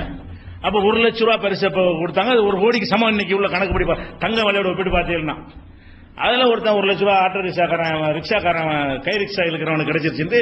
குமுதம் பத்திரிகையில படமெல்லாம் போட்டு வச்சிருந்தாங்க. 1 வருஷம் கழிச்சு அவனை போய் பார்க்க போறாங்க எப்படி இருக்கிறான். 100 கோடி ரூபா அளவுக்கு 1 கோடி ரூபா அளவுக்கு பணம் வாங்கினானே, 1 லட்ச ரூபா வாங்கினானே, இப்ப எங்க போய் நிக்கிறான்னு பாக்குறதுக்கா போறாங்க. அதே ரிக்ஷா ஓட்டிட்டு இருக்கிறான். அதே 1 வருஷம் கழிச்சு போடுறாங்க. 1 வருஷத்துக்கு முன்னாடி அவனுக்கு 1 கோடி ரூபாய் கிடைச்சிருக்கிறது. இப்ப வந்து அதை வச்சு சம்பாதிக்க தெரியாம நினைச்சுன்னா மறுபடியும் ரிக்ஷா என்னன்னா அதை முடிஞ்சு வச்சுக்கிறேன். நமக்கு என்ன அதை நான் என்ன செய்யற தொழில் வச்சிருக்கு எல்லாம் தின்னு முடிச்சாச்சுங்க. அப்ப இவன் இந்த மாதிரி தொழில் ஆரம்பிக்கலாமா, இவன்ல உருப்படுவாங்க. அப்ப என்ன செய்யணும், நீங்க உங்களை எடை போடுங்க. எல்லாரும் அப்படி ஆகுறான்னு ஆசைப்பட்டுறாதீங்க. நமக்கு இந்த கெப்பாசிட்டி இருக்கிறது, நமக்கு அந்த சக்தி இருக்கிறது, நம்ம திட்டமிடுதல் இருக்கிறது, டெவலப்மெண்ட்லாம் பண்ணணும். அந்த பழைய காலத்தில் ஹோட்டல் கட்டி வச்சிருப்பாங்க பாத்தீங்கன்னா, அந்த திருச்சி பஸ் ஸ்டாண்ட் பக்கத்தில் பாத்தீங்கன்னா பெரிய கடல் மாதிரி ஹோட்டலா இருக்கும். ஒத்தும் போக மாட்டான், அவ்வளவு இடம் பல கோடிகளுக்கு. ஒரு வாரிசுக்கார ஒருத்தன் விவரமுள்ள ஒரு வாரிசு ஒருத்தன் வந்தான். அவன் அதே ஹோட்டலையே நவீனப்படுத்தினா, ஏசி எப்படினாவது பண்ணா, எல்லாரும் பெயிண்ட் அடிச்சா மாதிரியா பண்ணா, அது பூச்செல்லாம் வச்சு பார்த்தா எங்கேயும் இறங்கி போயிடுச்சு. அப்ப ஒருத்தன் போகாம இருந்த ஒரு நிலையில இருந்து மாறினது காரணம் என்ன, அந்த டெவலப்புகளை பார்த்துட்டே இருக்கணும். இந்த காலத்துல என்ன மாதிரி செஞ்சா சரியா வரும். அந்த காலத்து புளி மேல கையிலான மடிச்சு கொடுப்போம். இன்னைக்கு எப்படி கொடுத்தா சரியா வருவானா, வரமாட்டான். அது சுருள் போட்டு கொடுப்போம். சீனி கேட்டோம்னா பேப்பரை சுருட்டி போட்டு அதெல்லாம் நீங்க செஞ்சா செய்வான், எத்தி கூட பார்க்க மாட்டான் ஒருத்தன். அப்ப நவீன காலத்துக்கு தகுந்த மாதிரி அது கவனிச்சுக்கிட்டே இருக்கணும். ஒரு தொழில ஆரம்பிச்சோம்னு சொன்னா அதுலயே போகக்கூடாது. நாளைக்கு மாறினா அதை சேர்த்துக்கணும், நாளை கழிச்சு மாறினா அதை சேர்ந்துடணும். புதுசா ஒரு மாற்றம் வந்து அதை சேர்ந்துக்கணும், புதுசா ஒரு எதிர்பார்ப்பு மக்கள்கிட்ட வந்து அதை உண்டாக்கிடணும். அந்த மாதிரி எல்லாம் செய்யலாம். சின்ன அளவுல ஒன்னும் வசதி இல்லாத ஆட்களுக்கு இந்த நடபாதையில வண்டி போட்டு வைக்கிறாங்கல்ல, செருப்பு மட்டும் வச்சிருக்காங்க. நம்ம ஆட்களுக்கு தொழில் தான் செருப்பு போட்டு வைக்கிற நடபாதையில. அது ஒண்ணுதான் நினைச்சிட்டு, இல்லைன்னா கடலை அவச்ச கடலை கொண்டு வேர்க்கடலை கொண்டு வித்துட்டு வருவாங்க. இது அல்லாம சில மிஷின்கள் இருக்குது. சின்ன ஒரு முதலீடை போட்டு ஒரு மிஷினை போட்டுட்டீங்கன்னா பல மடங்கு சம்பாதிக்கணும். ஒரு கோன் ஐஸ் மிஷின், ஒரு கரும்பு ஜூஸ் மிஷின் வாங்கி வச்சுங்களேன், ஒரு நாளைக்கு 2000 ரூபாய் சம்பாதிக்கணும். ஒரு நாளைக்கு நீங்க வந்து வச்சீங்கன்னா சின்ன முதலீடு போட்டு என்ன தேர்ந்தெடுக்கணும், மக்கள் நல்லா போக வர இடமாவும் அதை கவனிச்சு சேர்ந்துக்கிட்டீங்கன்னா வெயில் காலத்தில் 2000 ரூபாய் சம்பாதிக்கலாம். மழை காலம் அந்த மாதிரி வச்சு 500 ரூபாய் சம்பாதிக்கலாம். எப்படி இருந்தாலும் 5000 குறையாது. அது மாதிரி 60,000 70,000 வெளிநாட்டில் உள்ள சாப்ட்வேர் இன்ஜினியர் வாங்குற சம்பளம் அளவுக்கு சம்பாதிக்கலாம். அது மாதிரி எல்லாம் எவ்வளவு மிஷின்களை வச்சு சம்பாதிக்கிறது, அவ்வளவு மிஷின் இருக்கிறது. பஞ்சு மிட்டாய்க்கு மிஷின் இருக்கிறது. ஒரு வசதி இல்லையா, பஞ்சு மிட்டாய் மிஷின் வீட்டு வாசல்ல போட்டு மக்கள் நடக்கிற இடத்துல போட்டு வச்சு பாரு, அது விற்கும். அது பெரிய மெனக்கெல்லாம் கிடையாது. சும்மா 1 கிலோ சீனி விட்டா 3 பஞ்சு மிட்டாய் வரும் 2 மூட்டைக்கு. அப்ப அந்த மாதிரியான அடிப்படை முதலீடும் கிடையாது. சீனி மட்டும்தான், கொஞ்சம் பவுடர் தான், வேற ஒன்றும் கிடையாது. அந்த மாதிரிலாம் இருக்கிறது. சோடா மிஷின் இருக்குது. சோடாண்டா என்னது, இந்த பவன்டோ, பெப்சி, அதெல்லாம் அந்த டேஸ்ட்ல அது குளிர்பானம், அதாவது ஃப்ளவர் சேர்த்துருப்பாங்க. பட்டர் பெப்சி மாதிரி வரும். 10 ரூபா 15 ரூபா விற்கலாம். 50-50 லாபம் கிடைக்கும். அப்ப அந்த ஒரு சோடா மிஷின் வாங்கி போட்டு என்ன செய்யலாம், 3-4 ஃப்ளவர் போட்டுக்கலாம். அதுலயே ஆரஞ்சு வேணுமா ஆரஞ்சு, அது ஆரஞ்சு கிடையாது. இதுவும் ஆரஞ்சு கிடையாது. மிரண்டா குடிக்குது ஆரஞ்சு, அதுவும் ஆரஞ்சு கிடையாது. இது அதுக்கு ஈக்குவலா இருக்கும். அது கொஞ்சம் பழசு, இது கொஞ்சம் புதுசு. அதுல கெட்டு போகாம இருக்கிறதுக்கு கெமிக்கல்லாம் சேர்த்திருப்பான், பூச்சி மருந்தெல்லாம் சேர்ப்பான். இதுல பெப்சி இதெல்லாம் சேர்ப்பான். இது அது இருக்காது. அந்த ஒரு வகையில் இது சிறந்ததாகவும் இருக்கும். அது மாதிரிலாம் மிஷின் எவ்வளவு மிஷின் இருக்குங்க. உட்கார்ந்த இடத்துல இருந்தே சம்பாதிக்க நினைச்சீங்கன்னு சொன்னா அதுக்கெல்லாம் என்ன 1 லட்சம் 2 லட்சம் அந்த மாதிரி ரேஞ்சில் சில மிஷின்கள் இருக்கிறது, கொஞ்சம் அட்வான்ஸா. அதுல அந்த மாதிரியான சாமான்களை வைத்துக் கொண்டு ஒருத்தர் என்ன செய்யலாம், 1 லட்சம் வரைக்கும் வியாபாரம் பண்ண தெரியலையா, இது ஒரு உழைப்பு. இது வியாபாரத்தில் வராது. அந்த மாதிரியான ஒரு தயாரிப்பான பொருள்களை வாங்கி வச்சுக்கிட்டீங்கன்னா அதுல சம்பாதிக்கலாம். தனி எவ்வளவோ வழிகள்லாம் உட்கார்ந்து சம்பாதிக்கிறதுக்கு இருக்கிறது. என்ன இருக்குன்னா ஆர்வம், உழைப்பு, அர்ப்பணிப்பு, தியாகம், உடனே எதிர்பார்க்காம இருக்கிறது, அது தொடர்ச்சியாக செய்வது, விட்டு மாறிட்டு போயிடக்கூடாது, தொடர்ச்சியாக செய்வது. இப்போ உதாரணம் 10 ரூபாய்க்கு பிரியாணி போடுறாரு, உட்கார்ந்துருக்காரு. நான் கேட்கிறேன் 10 ரூபாய்க்கு பிரியாணி போட முடியுமா? அப்ப 10 ரூபாய்க்கு பிரியாணி போடுறாரு, அவர் வண்டியில வச்சு நிப்பாட்டோர் ஒத்து போயிடும். அதெல்லாம் டெக்னிக், அது ஐடியா பண்ணணும். 10 ரூபாய்க்கு பிரியாணி போட்டா அது கொஞ்சம் தான் கொடுக்குறாரு, கொஞ்சம் கூட 10 ரூபாய்க்கு கொடுக்க மாட்டான். 4 சேர்த்து 40 ரூபாய்க்கு வருதுல, அது 100 ரூபா 150 ரூபா விற்கிறான். என்ன செய்யறாரு, 8 ரூபா அடக்கமாவது 10 ரூபா போதும், 8 ரூபாய்க்கு 16 ரூபா நம்ம எதிர்பார்க்கணும். 8 ரூபா அடக்கமாவது அதுக்கு 16 ரூபா நம்ம லாபம் எதிர்பார்க்கணும். பாதிக்கு பாதி ஹோட்டல்னா பாதிக்கு பாதி வச்சிருக்காங்களா இல்லையா, நம்ம பாதிக்கு பாதி எதிர்பார்க்கணும். 2 ரூபா இருந்தா போதுங்கிறாருல, அவன் 1 ரூபா விற்கிறது 2 மணி ஓடி போயிட்டு இருக்காரு, வண்டி காலி பண்ணி போயிட்டு இருக்காரு. உதாரணம் சொல்றேன். இப்படி எல்லாம் நம்ம இத்தனை வழிகள்லாம் இருக்கிறது. மக்களை ஈர்க்கக்கூடிய வகையில திட்டம் போடலாம். பெரிய பெரிய மல்டி மில்லியனர் மாதிரி சிந்திக்காதீங்க. இறைவன் காசு தந்தா அப்படி செய்யுங்க. இறுதியா ஒரு எச்சரிக்கை என்னன்னு கேட்டா, அதை சொன்னாங்க, இந்த பணத்தை தர கூட்டாளி நம்ம ஆட்கள் பங்கு சேர்ந்து கூட்டாளிகளை சேர்த்து வியாபாரம் பண்ணணும், அதை கொஞ்சம் வலியுறுத்தி சொல்லுங்க. அது வலியுறுத்தவே மாட்டேன்ட்டான். ஏன் கூட்டு மட்டும் சேராதீங்க. ஏன்னு கேட்டா, அதை கொள்ளையில போனாலும் கூட்டுல போக கூடாது, பழமொழி வச்சிருக்காங்க. கொள்ளையில் போனாலும், கொள்ளைனா காலரா பேஜில போறது இருக்குல்ல, அப்படி போனாலும் கூட்டுல மட்டும் போயிடாத. ஏன் கூட்டுன்னு சொன்னா, கண்டிப்பா குர்ஆன்ல வருது, கூட்டு சேர்பவர்கள் அதிகமானவர்கள் தன்னுடைய பங்காளிகளுக்கு துரோகம் செய்வர்களாக தான் இருக்கிறார்கள். இந்த தாவூது நபி சம்பவத்தில் வரும்போது அல்லாஹ் குர்ஆன்ல சொல்லி காட்டுறான், தாவூது நபி சொன்னதாக சொல்லி காட்டுறான். இது யதார்த்தம். 2 பேரும் கூட்டா வச்சீங்கன்னு சொன்னா ஆளுக்கு 1 லட்சம் ரூபா கொடுத்து கடை ஆரம்பிக்கன்னு வைங்க. என்ன அவன் கேட்டா, 2 பேருமே என்ன செய்வான்னு கேட்டா, அவனை கவுத்த இவனை கவுத்த அவனு எதிர்பார்ப்பான். இந்த தொழிலை நம்முடையது ஆக்கி கொள்ளணும். அது மாதிரி அவனுக்கு தெரியாத வகையில் இவன் திருடுவதற்கும், இவனுக்கு தெரியாத வகையில் அவன் திருடுவதற்கு இருப்பான். சில பேர் முதல்ல கொடுத்து ஒதுங்கி நிற்பாங்க, நஷ்டக்கணக்காட்டி ஓசி விட்டு போயிருவாங்க. எவனை நம்புறது? நஷ்டக்கணக்காட்ட என்ன செய்வீங்க, தொழில் தானே பண்ணி கொடுத்த, நீ போட்ட முதலீடு போட்ட நான் நஷ்டமா போச்சு, இழுக்க முடியுதா என்ன செய்யறது அப்படிம்பாங்க. நஷ்டமா ஆகியிருக்காது. அப்ப நஷ்டக்கணக்கு காட்டுறது, பங்காளிகளை வச்சு சேர்த்துட்டு இவன் தொடர்பு இல்லாம இருந்தான்னு வைங்க, அம்புட்டும் இவன் பேருக்கு மாத்திடுவான். முதல்ல கரண்ட் பில்ல மாத்துவான், ஒரு லைசன்ஸை மாத்துவான், 2 பேரும் கையெழுத்து போட்டே மாத்துற மாதிரி எல்லாம் செஞ்சுட்டு போயிருவான். இவன் தான் போறது இல்லை கடைக்கு. அப்புறமேட்டு பங்கு கேட்டு போனான், பங்கா கடை என் கடையில. அப்ப 2 பேரும் சேர்ந்து ஆரம்பிக்கிறாங்க. இதெல்லாம் நடக்கு. நாங்க கேஸ் வருது ஜமாத்துக்கு. இந்த மாதிரி பங்காளி துரோகம் செய்த கேசுகள் நம்ம ஜமாத்துக்கு, நம்ம சகோதரர் கூட நம்பி கொடுத்தேன், தொழுகுறான்னு சொல்லி நம்பி கொடுத்தேன், தௌஹீதை நம்பி கொடுத்தேன். மார்க்கத்தில் இப்படி கிடையாது, அவனை நம்ப கூட தான் இருக்குது. தொழுவு நம்பலான் இருக்கா? மனுஷனா பார்க்கணும். குர்ஆன்ல கூட கொடுத்தா எழுதி வாங்கிக்கிறேன் இருக்கு. நீங்கள் யாருக்கு கடன் கொடுத்தாலும் எழுதி வாங்கிக்கிறீங்க இருக்கா இல்லையா? அப்ப முறைப்படிதான் செய்யணுமே தவிர எவனையும் நம்ப கூடாது என்பதுதான் இஸ்லாத்துடைய கொள்கை. மனுஷன் தான். அவன் நல்லவனா கட்ட உனக்கு தெரியாது. அவன் வெளிப்படையா ஒரு நல்லவங்க நம்பி ஏமாந்துடாத. நம்பி ஏமாந்துதான் தொழில் பண்றோம், நாசமா இருக்கும். நான் பார்த்த வரைக்கும் எவனோ சேர்த்து என்ன செய்யறது, கூட்டாளியை சேர்க்கறது, ஏமாத்தி போயிட்டாங்க. நான் 10 லட்சம் ரூபா கொடுத்தேன், நகையை வித்து கொடுத்தேன், நிலத்தை வித்து கொடுத்தேன், உன்னை யார் கொடுக்க சொன்னா? அப்படி கொடுக்கணும் இருக்கு அவனுக்கு, நீ செஞ்சுட்டு போத. அப்ப இந்த கூட்டாளிகளாக இருப்பது என்பது எந்த வகையிலையும் நிலைக்காது. சிலர் இருக்கான், அதிகமான பேர் இப்படி இருப்பதாகத்தான் நம்ம குர்ஆன் சொல்லி காட்டுகிறது. ஒன்று நேர்மையா இருக்கலாம், அது அல்ல அவனை கண்டுபிடிக்கிறதுக்கு. இவரை மூஞ்சி பார்த்தா நேர்மை எப்படி கண்டுபிடிக்கிறது? என்னையும் நேர்மை நீங்க கண்டுபிடிக்கிறது? ஒரு ஆள் நேர்மையா இருப்பான்னு எப்படிங்க தெரியும்? வெளியில உள்ளதை வச்சுட்டு தொழுகிறாருன்னா நேர்மைக்கு அடையாளமா? நேர்மை இல்லாத அதிகமா தொழுவோட காட்டுவான்லவன். நேர்மை இல்லாத ஒருத்தன் தன்னை நல்லவன் மாதிரி காட்டக்கூடிய காரியங்கள் அதிகமா செய்வான். அப்ப அதை பார்த்து நம்ம என்ன செய்வோம்? தௌஹீத்வாதி ஏகத்துவ கொள்கைகள் உள்ளவங்க செய்ய மாட்டாங்க.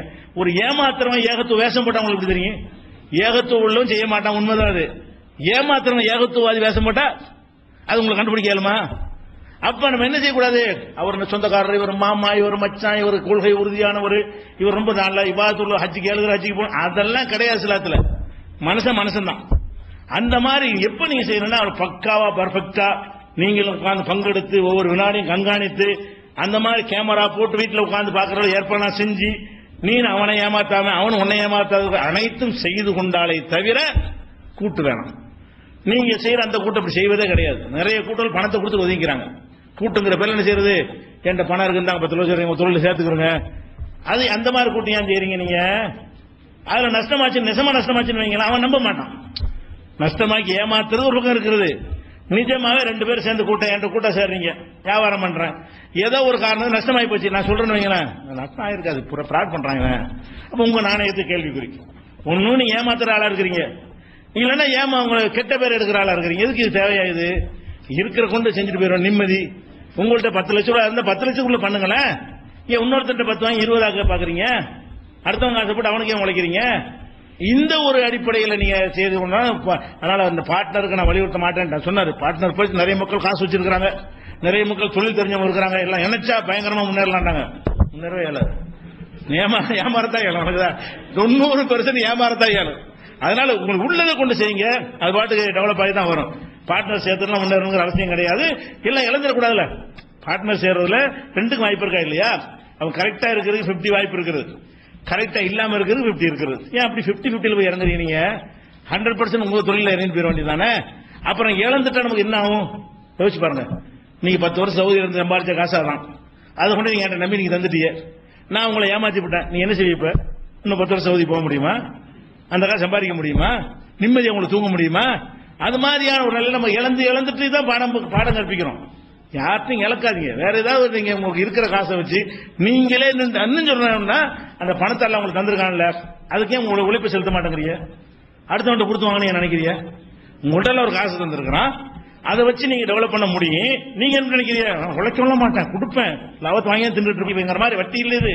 அந்த மாதிரி ஒரு மென்டாலிட்டியில ஏன் நம்ம வரணும்? நம்மகிட்ட இருக்கிற வச்சு நம்ம ஏதாவது பண்ணுவோம், அது உழைப்போம், உழைப்பின் மூலமா அந்த பணம் பெருகட்டும். இப்படியான பல விஷயங்கள்லாம் இருக்கிறதுனால இந்த பார்ட்னர் விஷயங்கள்லாம் சொல்ல முடியாது. சரியா? அதை நான் ஊக்குவிக்கவும் மாட்டேன். அது ரொம்ப கரெக்டா இருந்தா செஞ்சுக்கிறேங்க. மார்க்கத்து தடை இல்லை, அனுமதி இருக்கிறது. ஆனால் நீங்க நம்பி ஏமாந்துட்டா மார்க்கம் பொறுப்பு கிடையாது. அதுக்கு வாய்ப்பு ஜாஸ்தியா இருக்கிறது. இதை கவனத்தில் வைத்துக் கொள்ள வேண்டும். மானியங்கள்லாம் நிறைய தர்றாங்க, வெளிநாட்டு ஏற்றுமதி பண்ண அதுக்கு எவ்வளவு மானியங்கள்லாம் இருக்கு, சப்சிடிலாம் கொடுக்குறாங்க. அதுக்கெல்லாம் அறிந்து நீங்கள் அது மாதிரியான வியாபாரங்களை பெருக்கிக் கொள்ளலாம். இந்த யோசனைகளை கேட்டு பயனடைந்த நன்மக்களாக எல்லாம் உள்ள இறைவன் அனைவரையும் ஆக்கி அருள்வானாக. வாசல் அல்ஹம்துலில்லாஹி ரப்பில் ஆலமீன்.